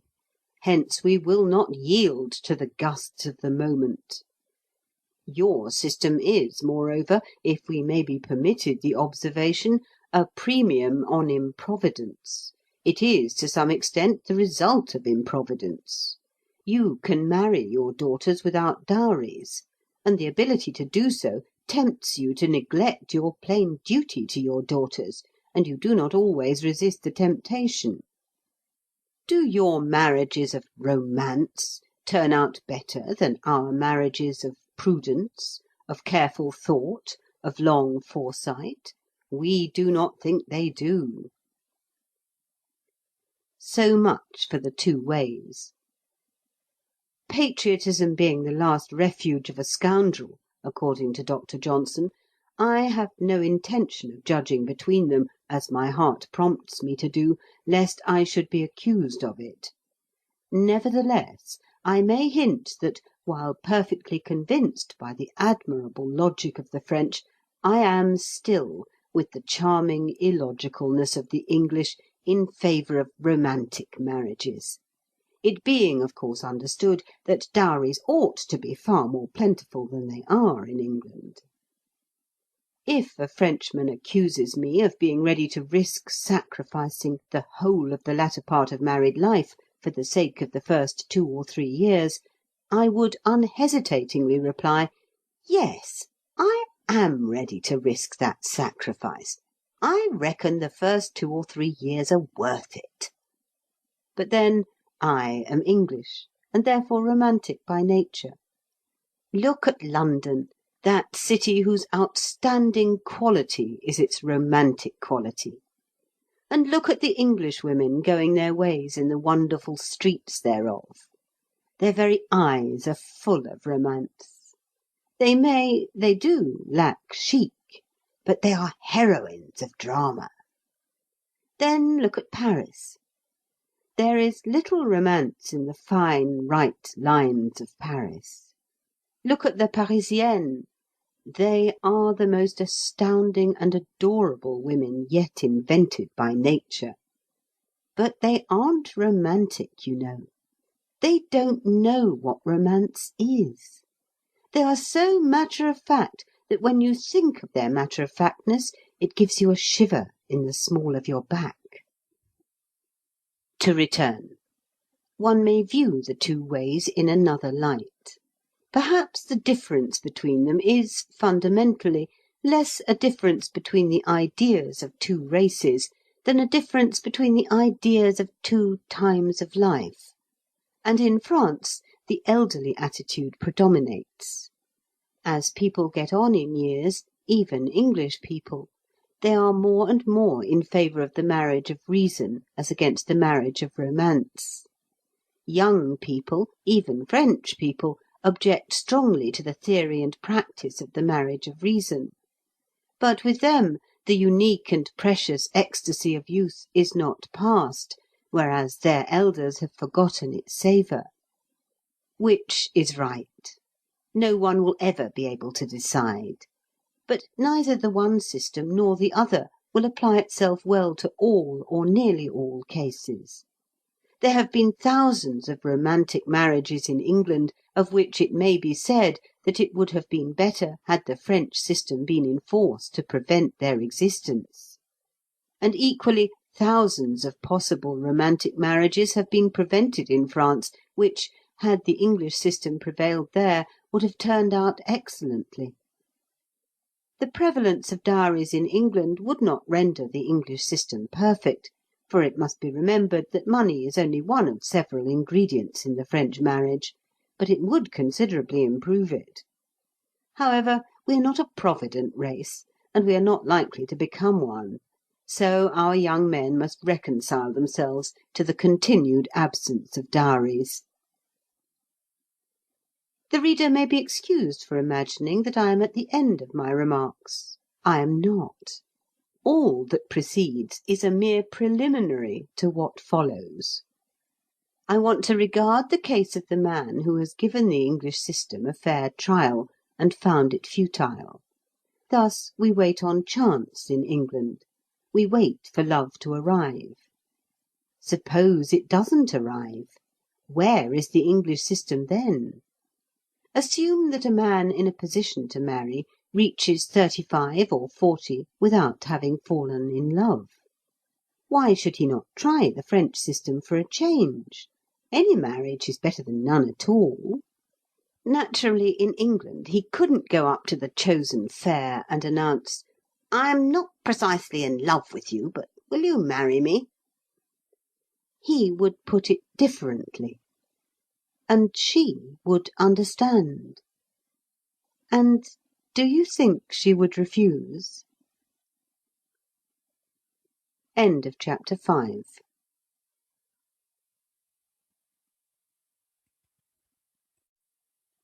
Chapter 6. Books. The physical side. The chief interest of many of my readers is avowedly books. They probably do, profess other interests, but they are primarily bookmen. And when one is a bookman during about 23 3/4 hours in every day. Now, bookmen are capable of understanding things about books which cannot be put into words. They are not like mere subscribers to circulating libraries. For them a book is not just a book. It is a book. If these lines should happen to catch the eye of any persons not bookmen, such persons may imagine that I am writing nonsense, but I trust that the bookman will comprehend me. And I venture, then, to offer a few reflections upon an aspect of modern bookishness that is becoming more and more actual as the enterprise of publishers and the beneficent effects of education grow and increase together. I refer to popular editions of classics. Now, I am very grateful to the devisers of cheap and handy editions. The first book I ever bought was the first volume of the first modern series of presentable and really cheap reprints, namely Macaulay's Warren Hastings in Cassell's National Library, 6d. in cloth. That foundation stone of my library has unfortunately disappeared beneath the successive deposits, but another volume of the same series, F. T. Palgrave's Visions of England, an otherwise scarce book, still remains to me through the vicissitudes of 17 years of sale, purchase, and exchange, and I would not care to part with it. I have over 200 volumes of that inestimable and incomparable series, the Temple Classics, besides several hundred assorted volumes of various other series. And when I heard of the new Everyman's Library, projected by that benefactor of bookmen, Mr. J. M. Dent, my first impassioned act was to sit down and write a postcard to my bookseller ordering George Finley's The Byzantine Empire, a work which has waited 60 years for popular recognition. So that I cannot be said to be really antagonistic to cheap reprints. Strong in this consciousness, I beg to state that cheap and handy reprints are all very well in their way, which is a manner of saying that they are not the alpha and omega of bookishness. By expending £20 yearly during the next 5 years, a man might collect, in cheap and handy reprints, all that was worth having in classic English literature. But I, for one, would not be willing to regard such a library as a real library. I would regard it as only a cheap edition of a library. There would be something about it that would arouse in me a certain benevolent disdain, even though every volume was well printed on good paper and inoffensively bound. Why? Well, although it is my profession in life to say what I feel in plain words, I do not know that in this connection I can say what I feel in plain words. I have to rely on a sympathetic comprehension of my attitude in the bookish breasts of my readers. In the first place, I have an instinctive antipathy to a series. I do not want the Golden Legend and the Essays of Elia uniformed alike in a regiment of books. It makes me think of conscription and barracks. Even the noblest series of reprints ever planned, not at all cheap either, nor heterogeneous in matter, the Tudor translations, faintly annoys me in the mass.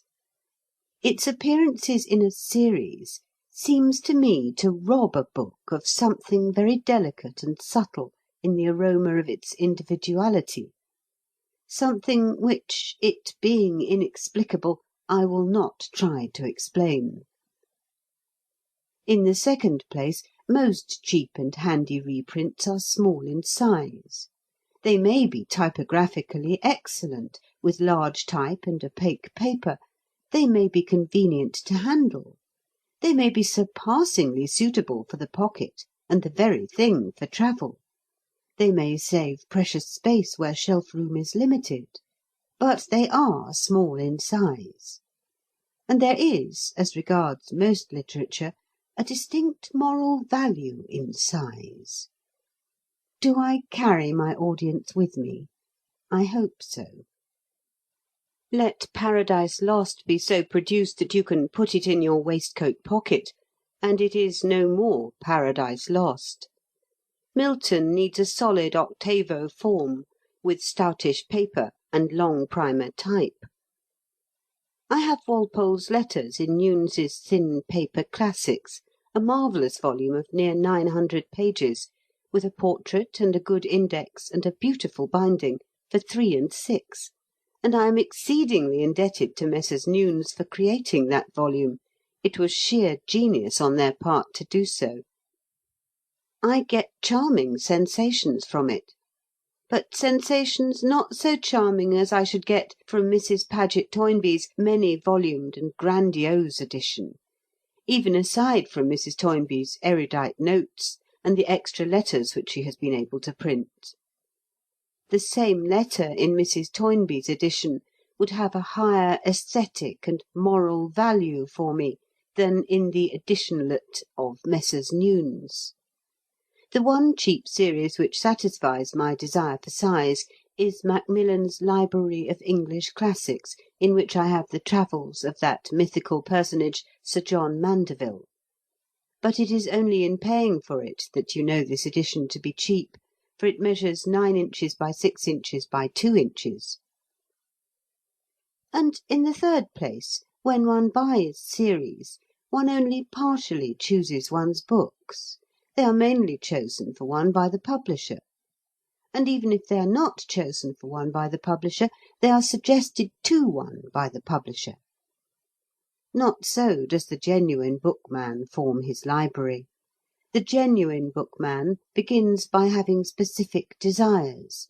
His study of authorities gives him a demand, and the demand forces him to find the supply. He does not let the supply create the demand.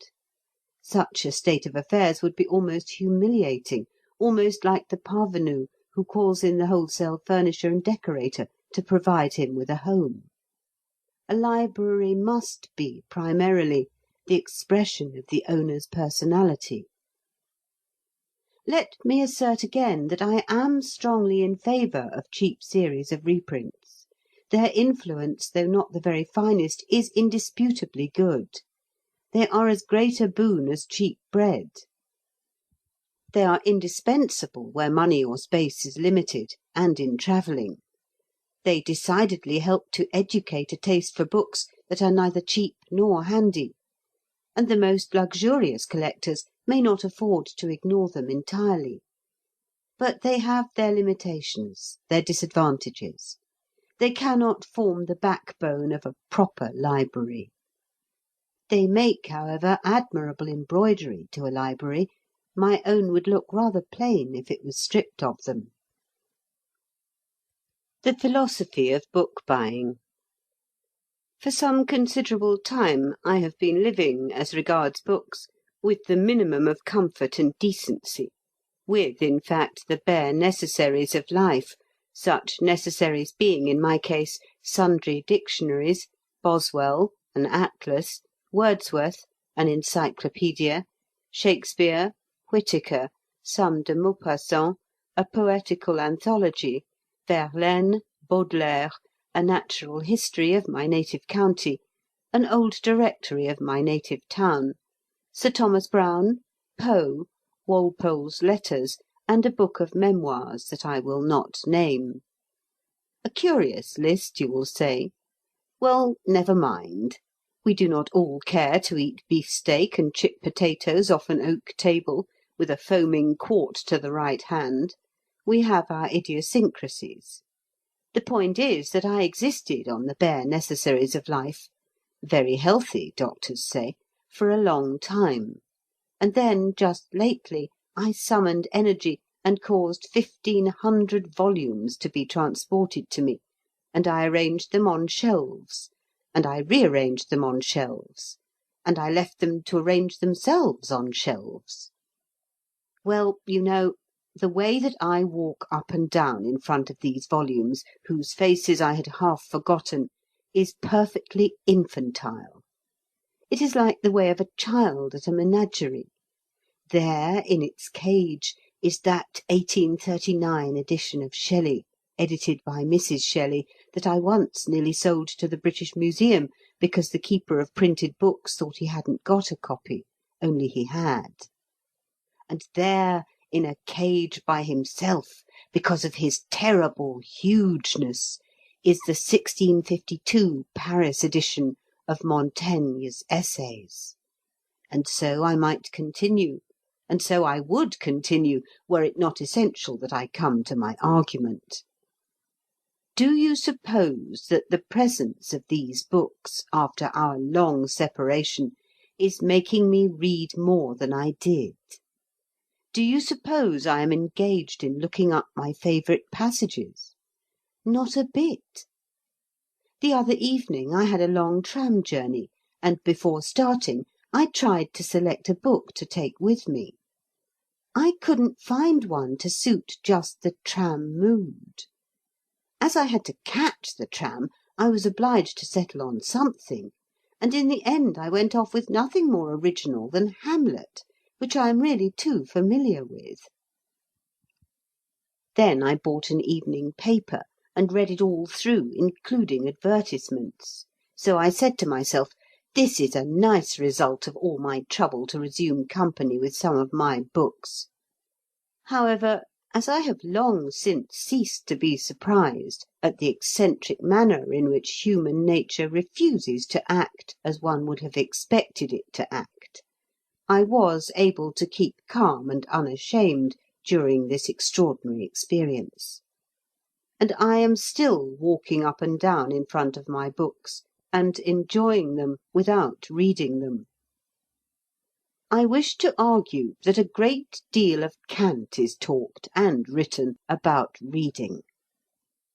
Papers such as the Athenaeum, which nevertheless I peruse with joy from end to end every week, can scarcely notice a new edition of a classic without expressing in a grieved and pessimistic tone the fear that more people buy these agreeable editions than read them.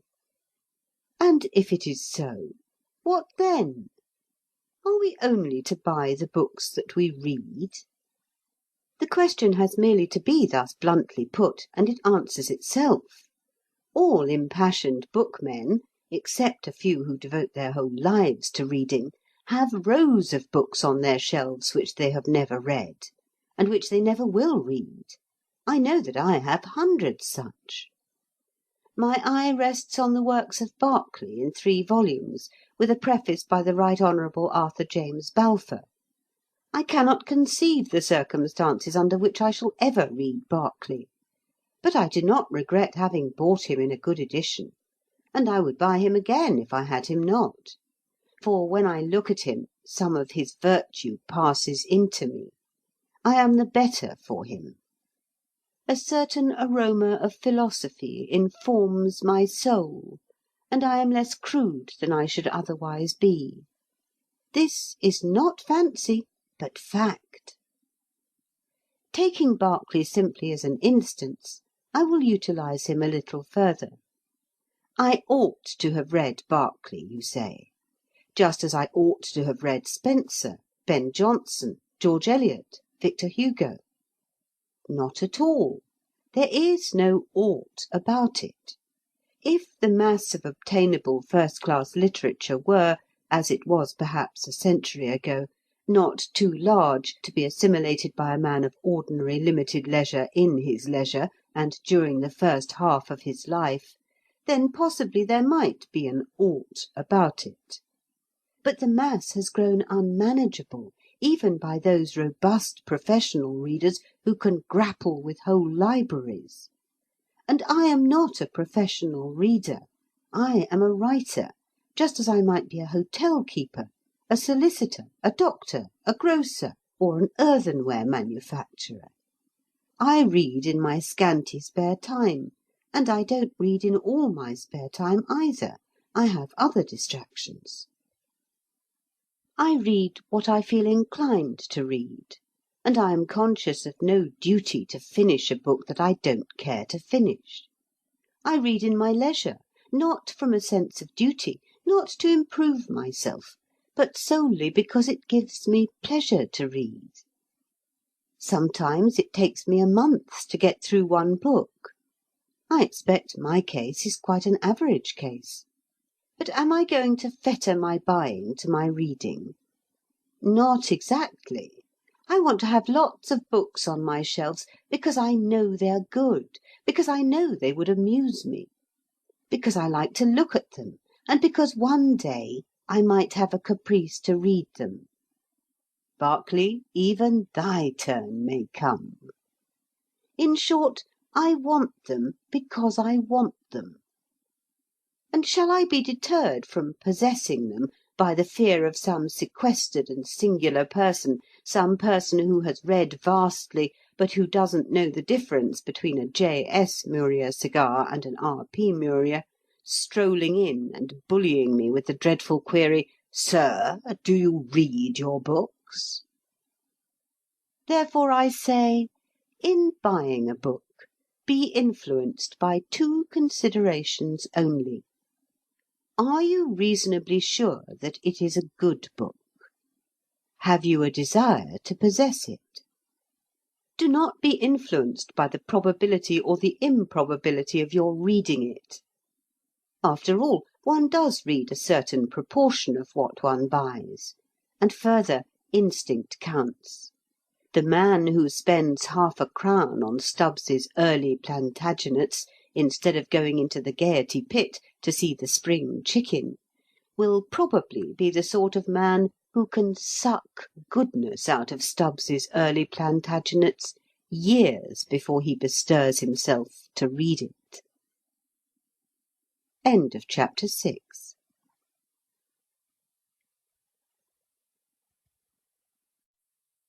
Chapter 7.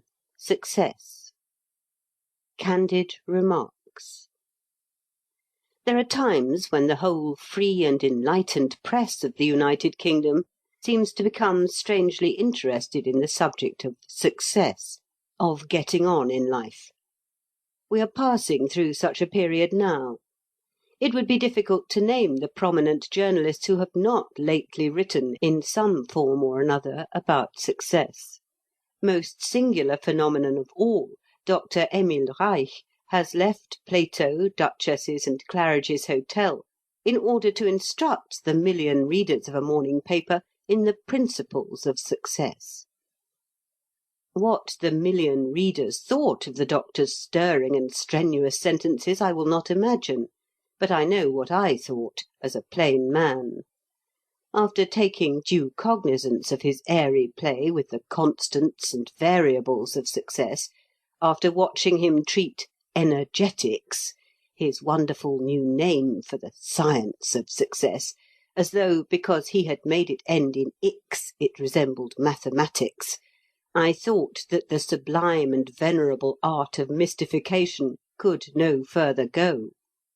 If my fellow pilgrim through this vale of woe, the average young man who arrives at Waterloo at 9:40 every morning with a cigarette in his mouth and a second-class season over his heart, and vague aspirations in his soul, was half as mystified as I was, he has probably ere this decided that the science of success has all the disadvantages of algebra without any of the advantages of cricket, and that he may as well leave it alone, lest evil should befall him.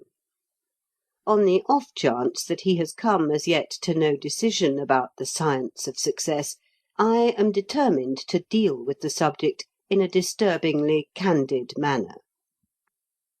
I feel that it is as dangerous to tell the truth about success as it is to tell the truth about the United States. But being thoroughly accustomed to the whistle of bullets round my head, I will nevertheless try. Most writers on success are, through sheer goodness of heart, wickedly disingenuous. For the basis of their argument is that nearly any one who gives his mind to it can achieve success. This is, to put it briefly, untrue. The very central idea of success is separation from the multitude of plain men. It is perhaps the only idea common to all the various sorts of success, differentiation from the crowd. To address the population at large and tell it how to separate itself from itself is merely silly. I am now, of course, using the word success in its ordinary sense. If human nature were more perfect than it is, success in life would mean an intimate knowledge of oneself and the achievement of a philosophic inward calm, and such a goal might well be reached by the majority of mortals. But to us success signifies something else. It may be divided into 4 branches. 1. Distinction in pure or applied science. This is the least gross of all forms of success as we regard it, for it frequently implies poverty, and it does not by any means always imply fame. 2. Distinction in the arts. Fame and adulation are usually implied in this, though they do not commonly bring riches with them. 3.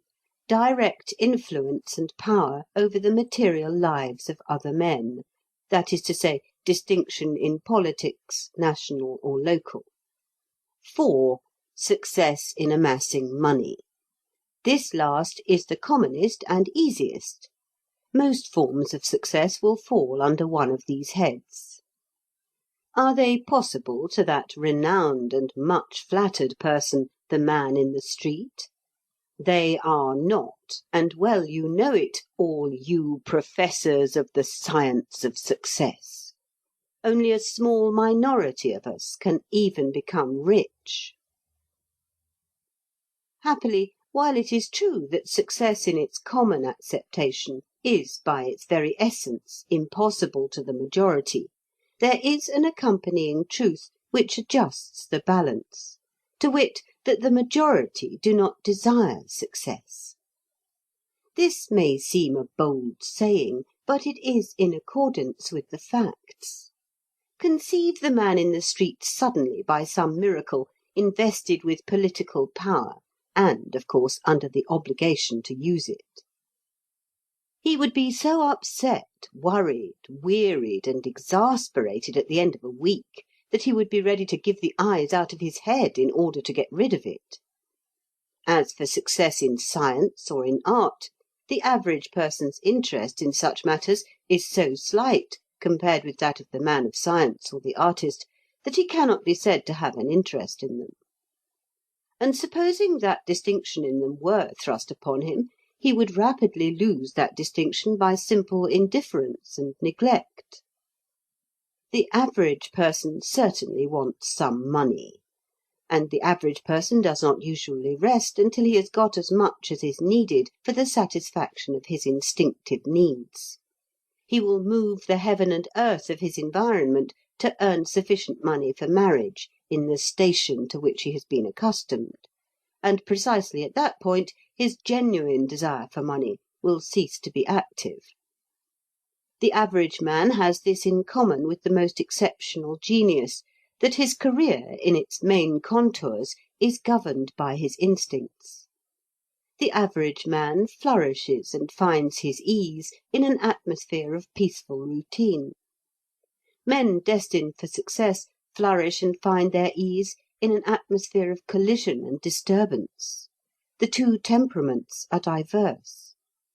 Naturally, the average man dreams vaguely upon occasion. He dreams how nice it would be to be famous and rich. We all dream vaguely upon such things.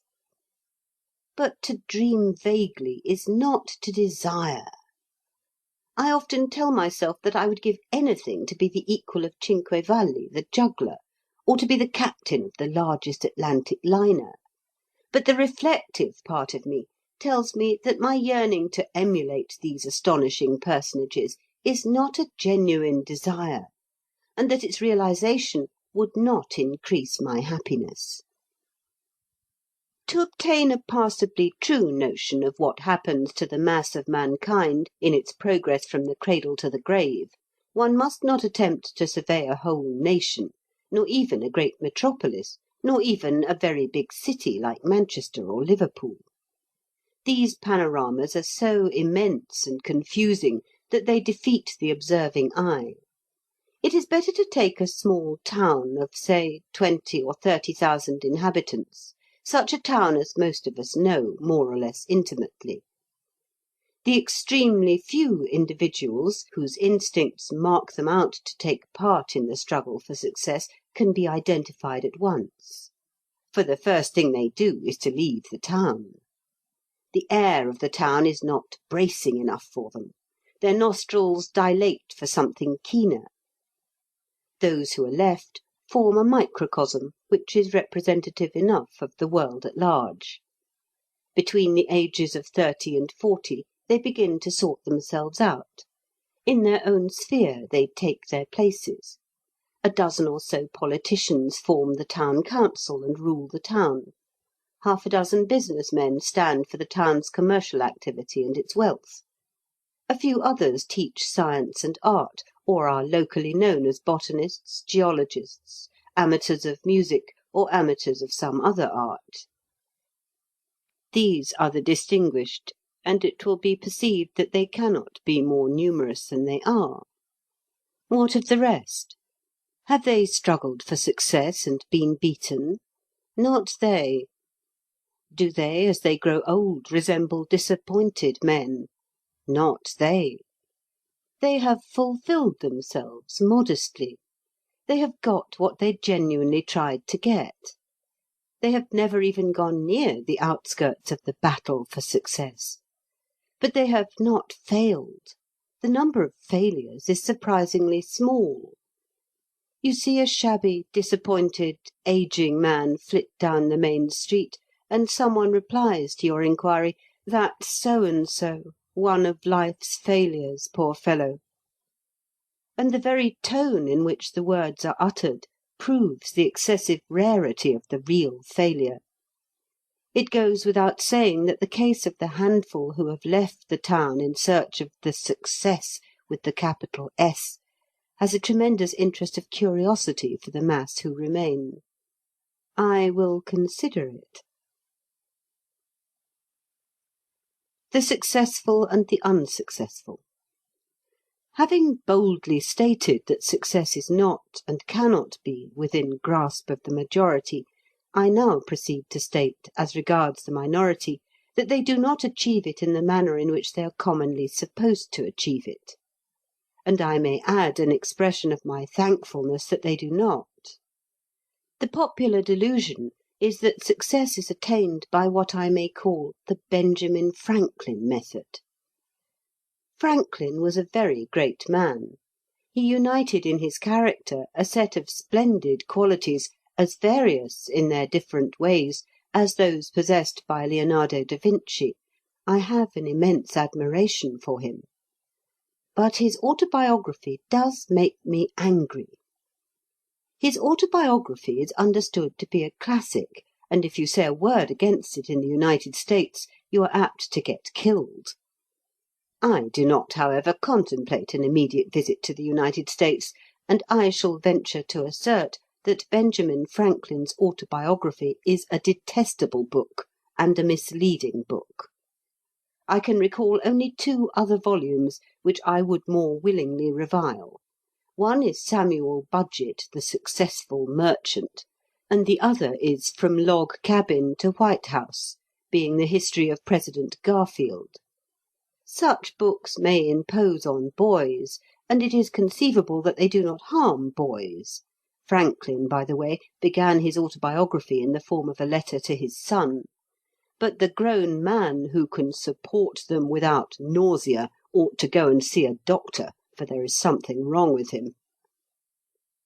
I began now, blandly remarks Franklin, to have some acquaintance among the young people of the town that were lovers of reading, with whom I spent my evenings very pleasantly. In italics, and gained money by my industry and frugality. End of italics.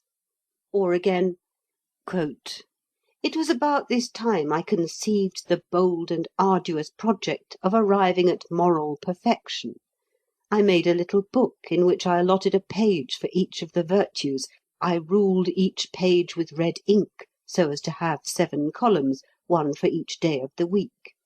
I crossed these columns with 13 red lines, marking the beginning of each line with the first letter of one of the virtues, on which line, and in its proper column, I might mark by a little black spot every fault I found upon examination to have been committed respecting that virtue upon that day."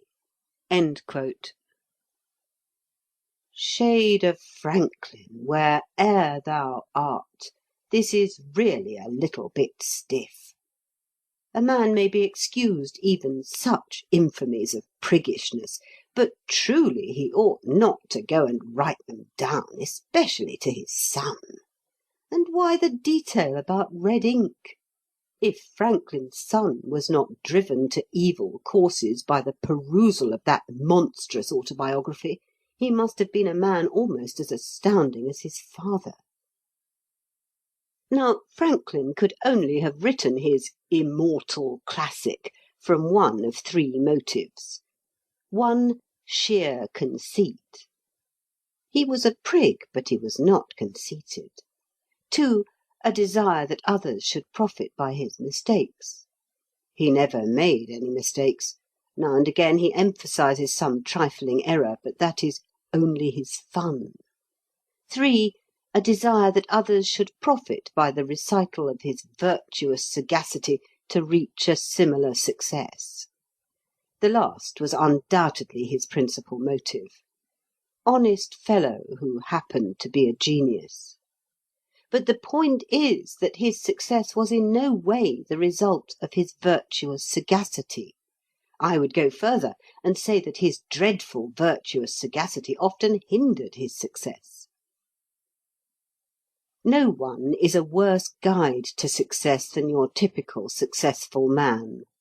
He seldom understands the reasons of his own success, and when he is asked by a popular magazine to give his experiences for the benefit of the use of a whole nation, it is impossible for him to be natural and sincere. He knows the kind of thing that is expected from him, and if he didn't come to London with half a crown in his pocket, he probably did something equally silly, and he puts that down, and the note of the article or interview is struck, and good-bye to genuine truth. There recently appeared in a daily paper an autobiographic didactic article by one of the world's richest men, which was the most inadequate article of the sort that I have ever come across. Successful men forget so much of their lives. Moreover, nothing is easier than to explain an accomplished fact in a nice, agreeable, conventional way. The entire business of success is a gigantic tacit conspiracy on the part of the minority to deceive the majority. Are successful men more industrious, frugal, and intelligent than men who are not successful? I maintain that they are not, and I have studied successful men at close quarters. One of the commonest characteristics of the successful man is his idleness, his immense capacity for wasting time. I stoutly assert that, as a rule, successful men are by habit comparatively idle. As for frugality, it is practically unknown among the successful classes. This statement applies with particular force to financiers. As for intelligence, I have over and over again been startled by the lack of intelligence in successful men. They are, indeed, capable of stupidities that would be the ruin of a plain clerk. And much of the talk in those circles which surround the successful man is devoted to the enumeration of instances of his lack of intelligence. Another point. Successful men seldom succeed as the result of an ordered arrangement of their lives. They are the least methodical of creatures. Naturally, when they have arrived, they amuse themselves and impress the majority by being convinced that right from the start, with a steady eye on the goal, they had carefully planned every foot of the route. No. Great success never depends on the practice of the humbler virtues, though it may occasionally depend on the practice of the prouder vices. Use industry, frugality, and common sense by all means, but do not expect that they will help you to success, because they will not. I shall no doubt be told that what I have just written has an immoral tendency, and is a direct encouragement to sloth, thriftlessness, etc. One of our chief national faults is our hypocritical desire to suppress the truth on the pretext that to admit it would encourage sin, whereas the real explanation is that we are afraid of the truth. I will not be guilty of that fault. I do like to look a fact in the face without blinking. I am fully persuaded that, per head, there is more of the virtues in the unsuccessful majority than in the successful minority. In London alone are there not hundreds of miles of streets crammed with industry, frugality, and prudence? Some of the most brilliant men I have known have been failures, and not through lack of character either. And some of the least gifted have been marvellously successful. It is impossible to point to a single branch of human activity in which success can be explained by the conventional principles that find general acceptance. I hear you, O reader, murmuring to yourself, "This is all very well, but he is simply being paradoxical for his own diversion." I would that I could persuade you of my intense seriousness. I have endeavoured to show what does not make success. I will next endeavour to show what does make it. But my hope is forlorn. The inwardness of success. Of course, one can no more explain success than one can explain Beethoven's C minor symphony. One may state what key it is written in, and make expert reflections upon its form, and catalogue its themes, and relate it to symphonies that preceded it, and symphonies that followed it. But in the end one is reduced to saying that the C minor symphony is beautiful, because it is. In the same manner, one is reduced to saying that the sole real difference between success and failure is that success succeeds. This being frankly admitted at the outset, I will allow myself to assert that there are three sorts of success. Success A is the accidental sort. It is due to the thing we call chance, and to nothing else. We are all of us still very superstitious, and the caprices of chance have a singular effect upon us. Suppose that I go to Monte Carlo, and announce to a friend my firm conviction that red will turn up next time, and I back red for the maximum, and red does turn up.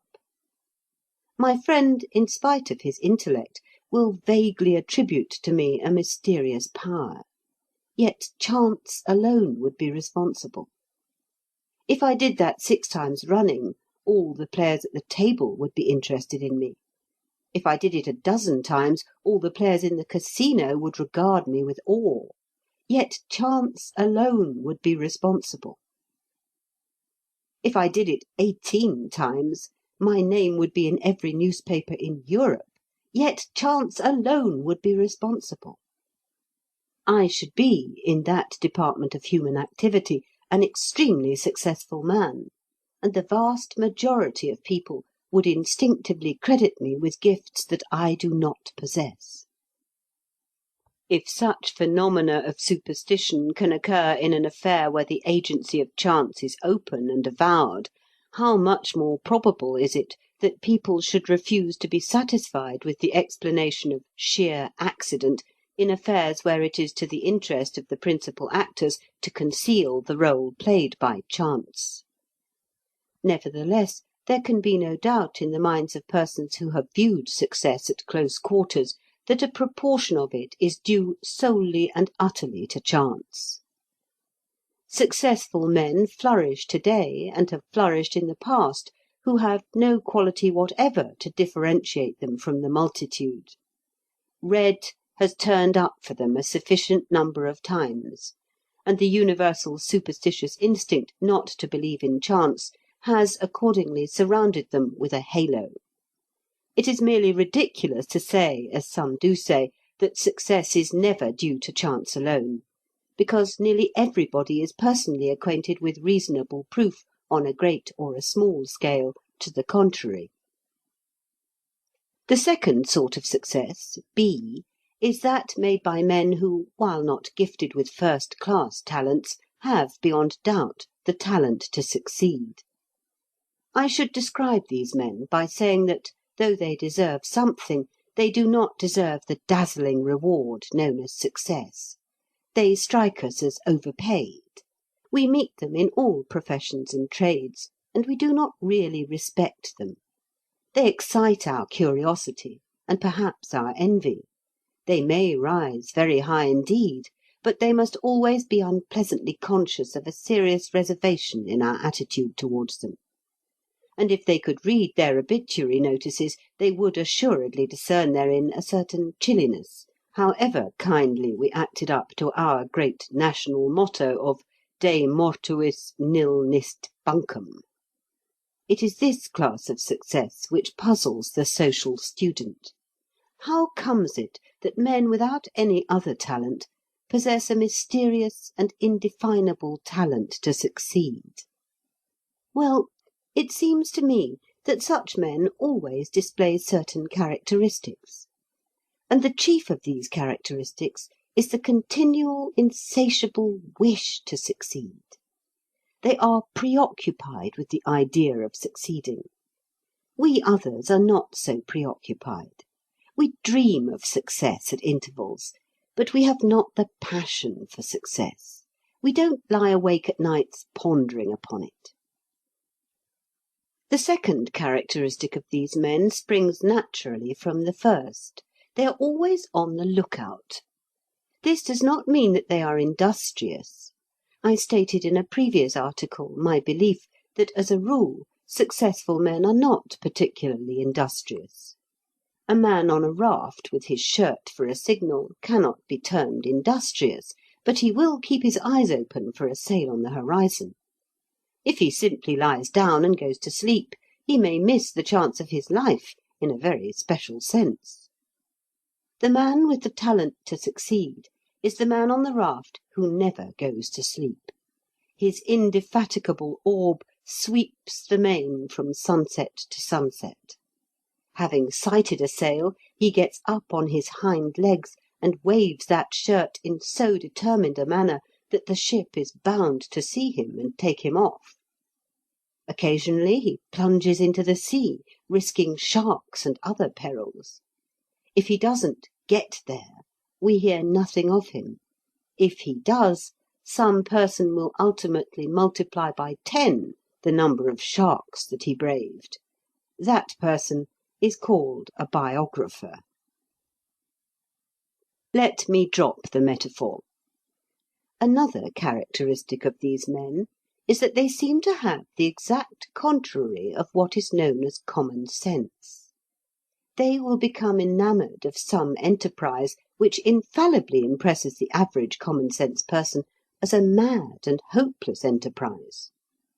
The average common sense person will demolish the hopes of that enterprise by incontrovertible argument.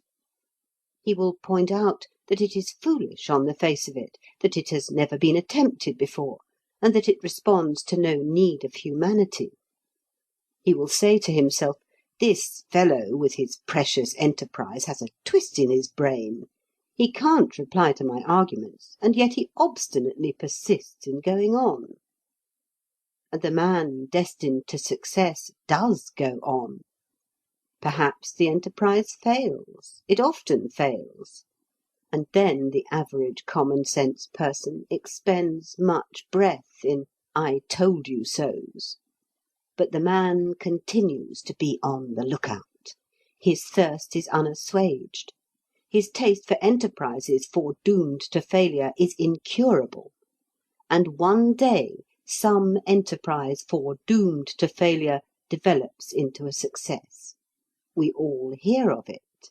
We all open our mouths and gape. Of the failures we have heard nothing. Once the man has achieved success, the thing becomes a habit with him.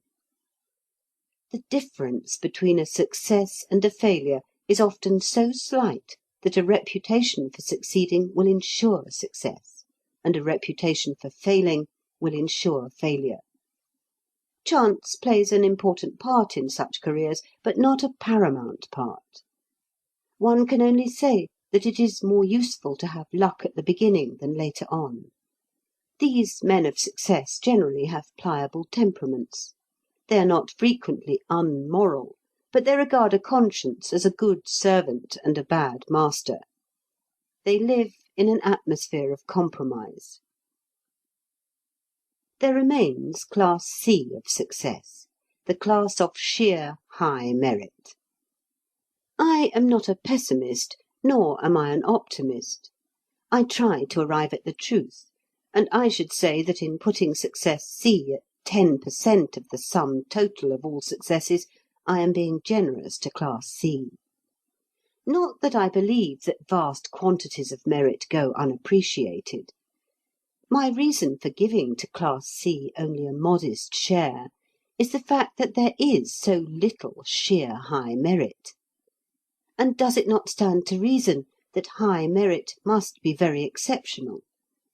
This sort of success needs no explanation, no accounting for. It is the justification of our singular belief in the principle of the triumph of justice. And it is among natural phenomena perhaps the only justification that can be advanced for that belief. And certainly, when we behold the spectacle of genuine, distinguished merit gaining, without undue delay and without the sacrifice of dignity or of conscience, the applause of the kind-hearted but obtuse and insensible majority of the human race, we have fair reason to hug ourselves. End of chapter 7.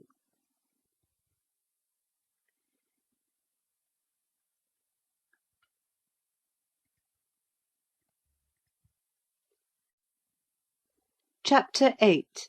The Petty Artificialities. The phrase petty artificialities, employed by one of the correspondents in the great simple life argument, has stuck in my mind, although I gave it a plain intimation that it was no longer wanted there.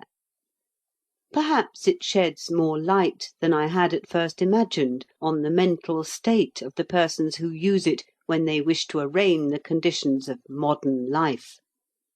A vituperative epithet is capable of making a big show. Artificialities is a sufficiently scornful word, but when you add petty, you somehow give the quietus to the pretensions of modern life. Modern life had better hide its diminished head after that. Modern life is settled and done for, in the opinion of those who have thrown the dart. Only it isn't done for really, you know. Petty, after all, means nothing in that connection. Are there, then, artificialities which are not petty, which are noble, large, and grand? Petty means merely that the users of the word are just a little cross and out of temper. What they think they object to is artificialities of any kind, and so to get rid of their spleen they refer to petty artificialities. The device is a common one, and as brilliant as it is futile. Rude adjectives are like blank cartridge. They impress a vain people, including the birds of the air, but they do no execution. At the same time, let me admit that I deeply sympathise with the irritated users of the impolite phrase petty artificialities. For it does at any rate show a divine discontent. It does prove a high dissatisfaction with conditions which at best are not the final expression of the eternal purpose. It does make for a sort of crude and churlish righteousness. I well know that feeling which induces one to spit out savagely the phrase petty artificialities of modern life. One has it usually either on getting up or on going to bed. What a petty artificial business it is getting up, even for a male. Shaving! Why shave? And then going to a drawer and choosing a necktie. Fancy an immortal soul, fancy a fragment of the eternal and indestructible energy which exists from everlasting to everlasting, deliberately expending its activity on the choice of a necktie. Why a necktie? Then one goes downstairs and exchanges banal phrases with other immortals. And one can't start breakfast immediately because some sleepy mortal is late. Why babble? Why wait? Why not say straight out, "Go to the deuce, all of you. Here it's nearly 10 o'clock, and me anxious to begin living the higher life at once, instead of fiddling around in petty artificialities. Shut up, every one of you. Give me my bacon instantly, and let me gobble it down quick and be off. I'm sick of your ceremonies." This would, at any rate, not be artificial. It would save time. and if a similar policy were strictly applied through the day, one could retire to a well-earned repose in the full assurance that the day had been simplified. The time for living the higher life, the time for pushing forward those vast schemes of self-improvement which we all cherish, would decidedly have been increased. One would not have that maddening feeling which one so frequently does have when the shades of night are falling fast, that the day had been frittered away. And yet, I gravely doubt whether this wholesale massacre of those poor petty artificialities would bring us appreciably nearer the millennium. For there is one thing, and a thing of fundamental importance, which the revolutionists against petty artificialities always fail to appreciate, and that is the necessity and the value of convention. I cannot in a paragraph deal effectively with this most difficult and complex question. I can only point the reader to analogous phenomena in the arts. All the arts are a conventionalization, an ordering of nature. Even in a garden you put the plants in rows, and you subordinate the well-being of one to the general well-being. The sole difference between a garden and the wild woods is a petty artificiality. In writing a sonnet, you actually cramp the profoundest emotional conceptions into a length and a number of lines, and a jingling of like sounds arbitrarily fixed beforehand. Wordsworth's "The world is too much with us" is a solid, horrid mass of petty artificiality. Why couldn't the fellow say what he meant and have done with it, instead of making powers rhyme with hours, and worrying himself to use exactly 140 syllables? As for music, the amount of time that must have been devoted to petty artificiality in the construction of an affair like Bach's Chaconne is simply staggering. Then look at pictures, absurdly confined in frames, with their ingenious contrasts of light and shade, and mass against mass. Nothing but petty artificiality. In other words, nothing but form. Form, which is the basis of all beauty, whether material or otherwise. Now, what form is in art, conventions, petty artificialities, are in life. Just as you can have too much form in art, so you can have too much convention in life. But no art that is not planned in form is worth consideration, and no life that is not planned in convention can ever be satisfactory. Convention is not the essence of life, but it is the protecting garment and preservative of life. And it is also one very valuable means by which life can express itself. It is largely symbolic, and symbols, while being expressive, are also great time-savers. The despisers of petty artificialities should think of this. Take the striking instance of that pettiest artificiality, leaving cards. Well, searchers after the real, what would you substitute for it? If you dropped it and substituted nothing, the result would tend towards a loosening of the bonds of society, and it would tend towards the diminution of the number of your friends. And if you dropped it and tried to substitute something less artificial and more real, you would accomplish no more than you accomplish with cards. You would inconvenience everybody, and waste a good deal of your own time. I cannot too strongly insist that the basis of convention is a symbolism, primarily meant to display a regard for the feelings of other people.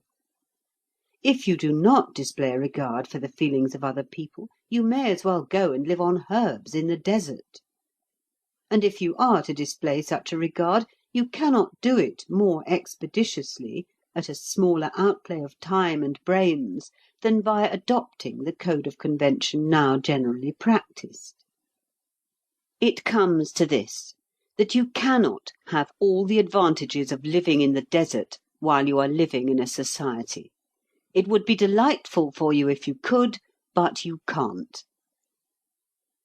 There are two further reasons for the continuance of conventionality, and one is the mysterious but indisputable fact that the full beauty of an activity is never brought out until it is subjected to discipline and strict ordering and nice balancing.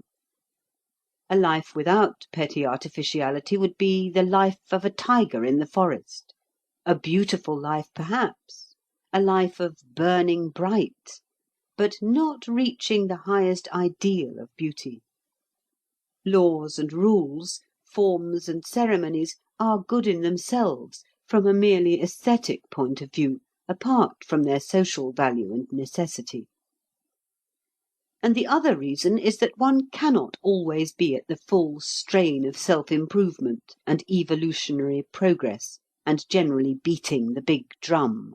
Human nature will not stand it. There is, if we will only be patient, ample time for the artificial as well as for the real. Those people who think that there isn't ought to return to school and learn arithmetic. Supposing that all petty artificialities were suddenly swept away, and we were able to show our regard and consideration for our fellow creatures by the swift processes of thought alone, we should find ourselves with a terrible lot of time hanging heavy on our hands. We can no more spend all our waking hours in consciously striving towards higher things than we can dine exclusively off jam.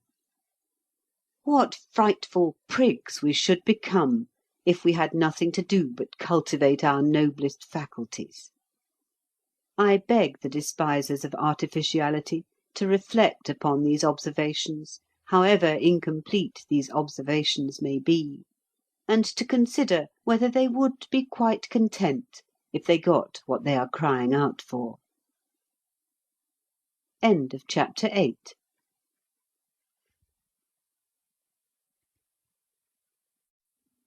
Chapter 9. The Secret of Content. I have said lightly, apropos of the conclusion arrived at by several correspondents and by myself, that the cry for the simple life was merely a new form of the old cry for happiness, that I would explain what it was that made life worth living for me. The word has gone forth, and I must endeavour to redeem my promise. But I do so with qualms and with diffidence. First, there is the natural instinct against speaking of that which is in the core of one's mind. Second, there is the fear, nearly amounting to certainty, of being misunderstood or not comprehended at all. And third, there is the absurd insufficiency of space.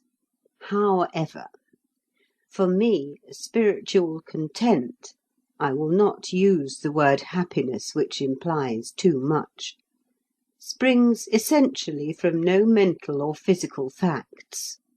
It springs from the spiritual fact that there is something higher in man than the mind, and that that something can control the mind. Call that something the soul or what you will.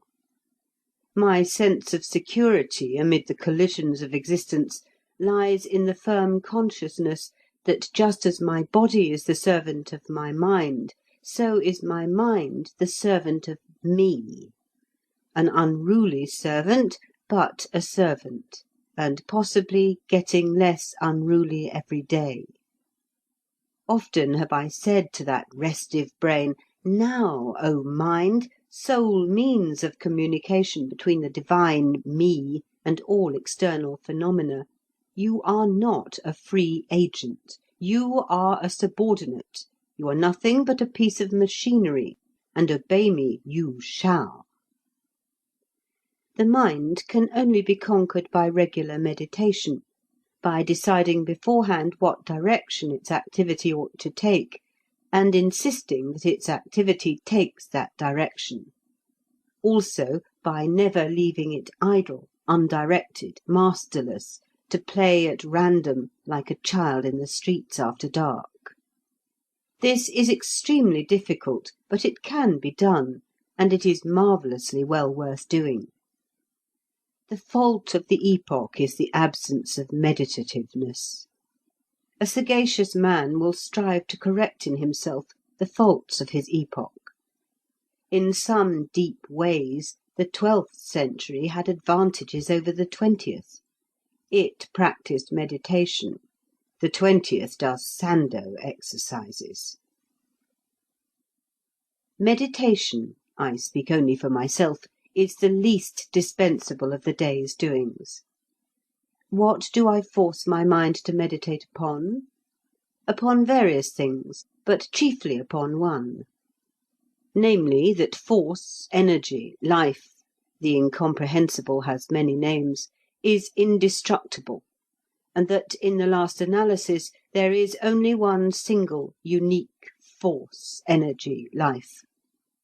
Science is gradually reducing all elements to one element.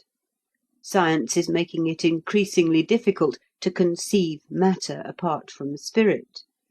Everything lives. Even my razor gets tired.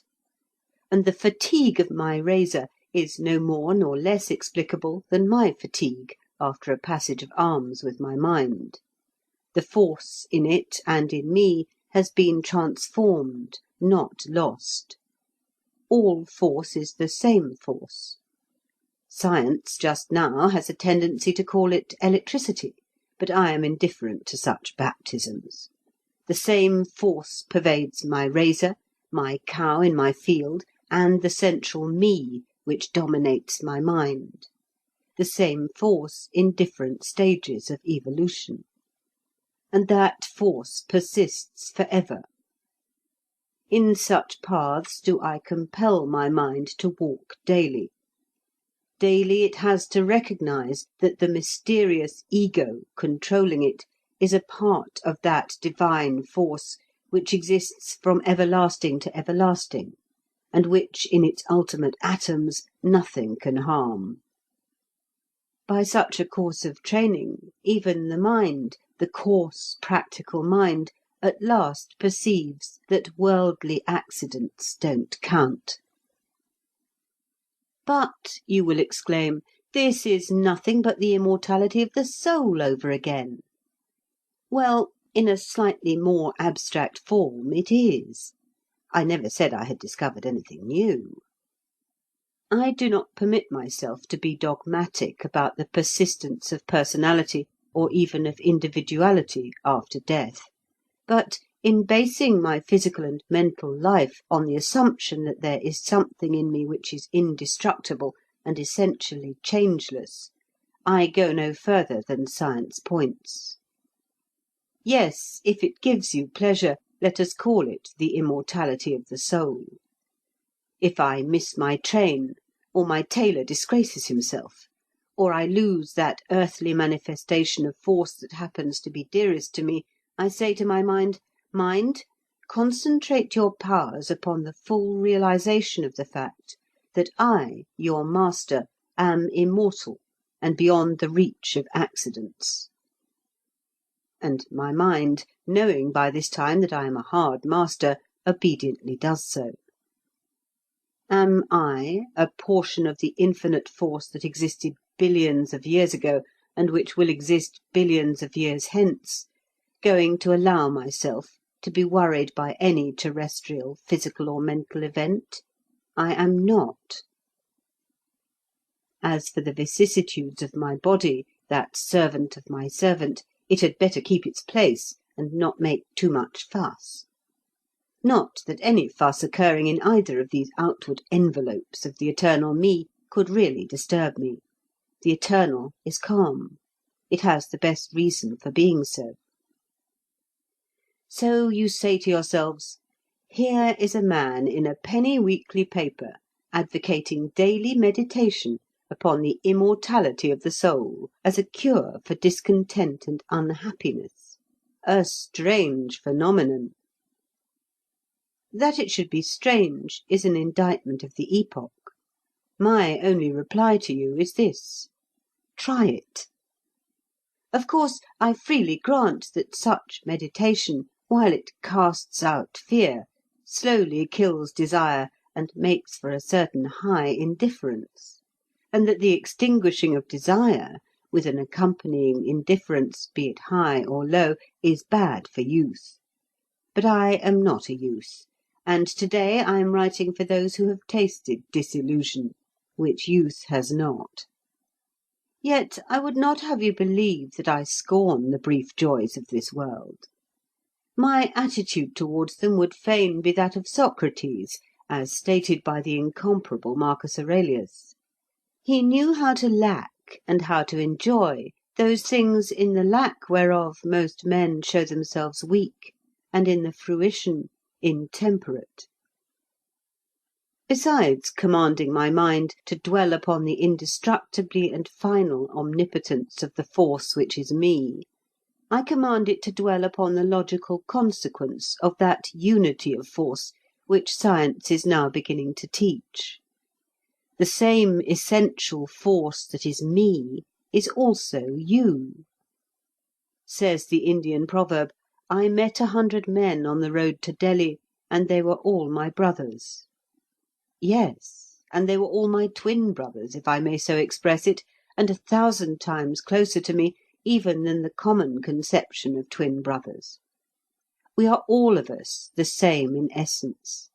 What separates us is merely differences in our respective stages of evolution.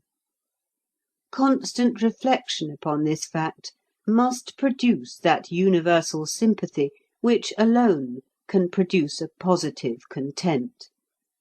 It must do away with such ridiculous feelings as blame, irritation, anger, resentment. It must establish in the mind an all-embracing tolerance. Until a man can look upon the drunkard in his drunkenness, and upon the wife-beater in his brutality, with pure and calm compassion, until his heart goes out instinctively to every other manifestation of the unique force, until he is surcharged with an eager and unconquerable benevolence towards everything that lives, until he has utterly abandoned the presumptuous practice of judging and condemning, he will never attain real content. Ah, you exclaim again, he has nothing newer to tell us than that the greatest of these is charity. I have not. It may strike you as excessively funny, but I have discovered nothing newer than that. I merely remind you of it. Thus it is, twins on the road to Delhi, by continual meditation upon the indestructibility of force, that I try to cultivate calm, and by continual meditation upon the oneness of force, that I try to cultivate charity, being fully convinced that in calmness and in charity lies the secret of a placid, if not ecstatic, happiness. It is often said that no thinking person can be happy in this world. My view is that the more a man thinks, the more happy he is likely to be. I have spoken. I am overwhelmingly aware that I have spoken crudely, abruptly, inadequately, confusedly. End of chapter 9, and end of Mental Efficiency and Other Hints to Men and Women by Arnold Bennett.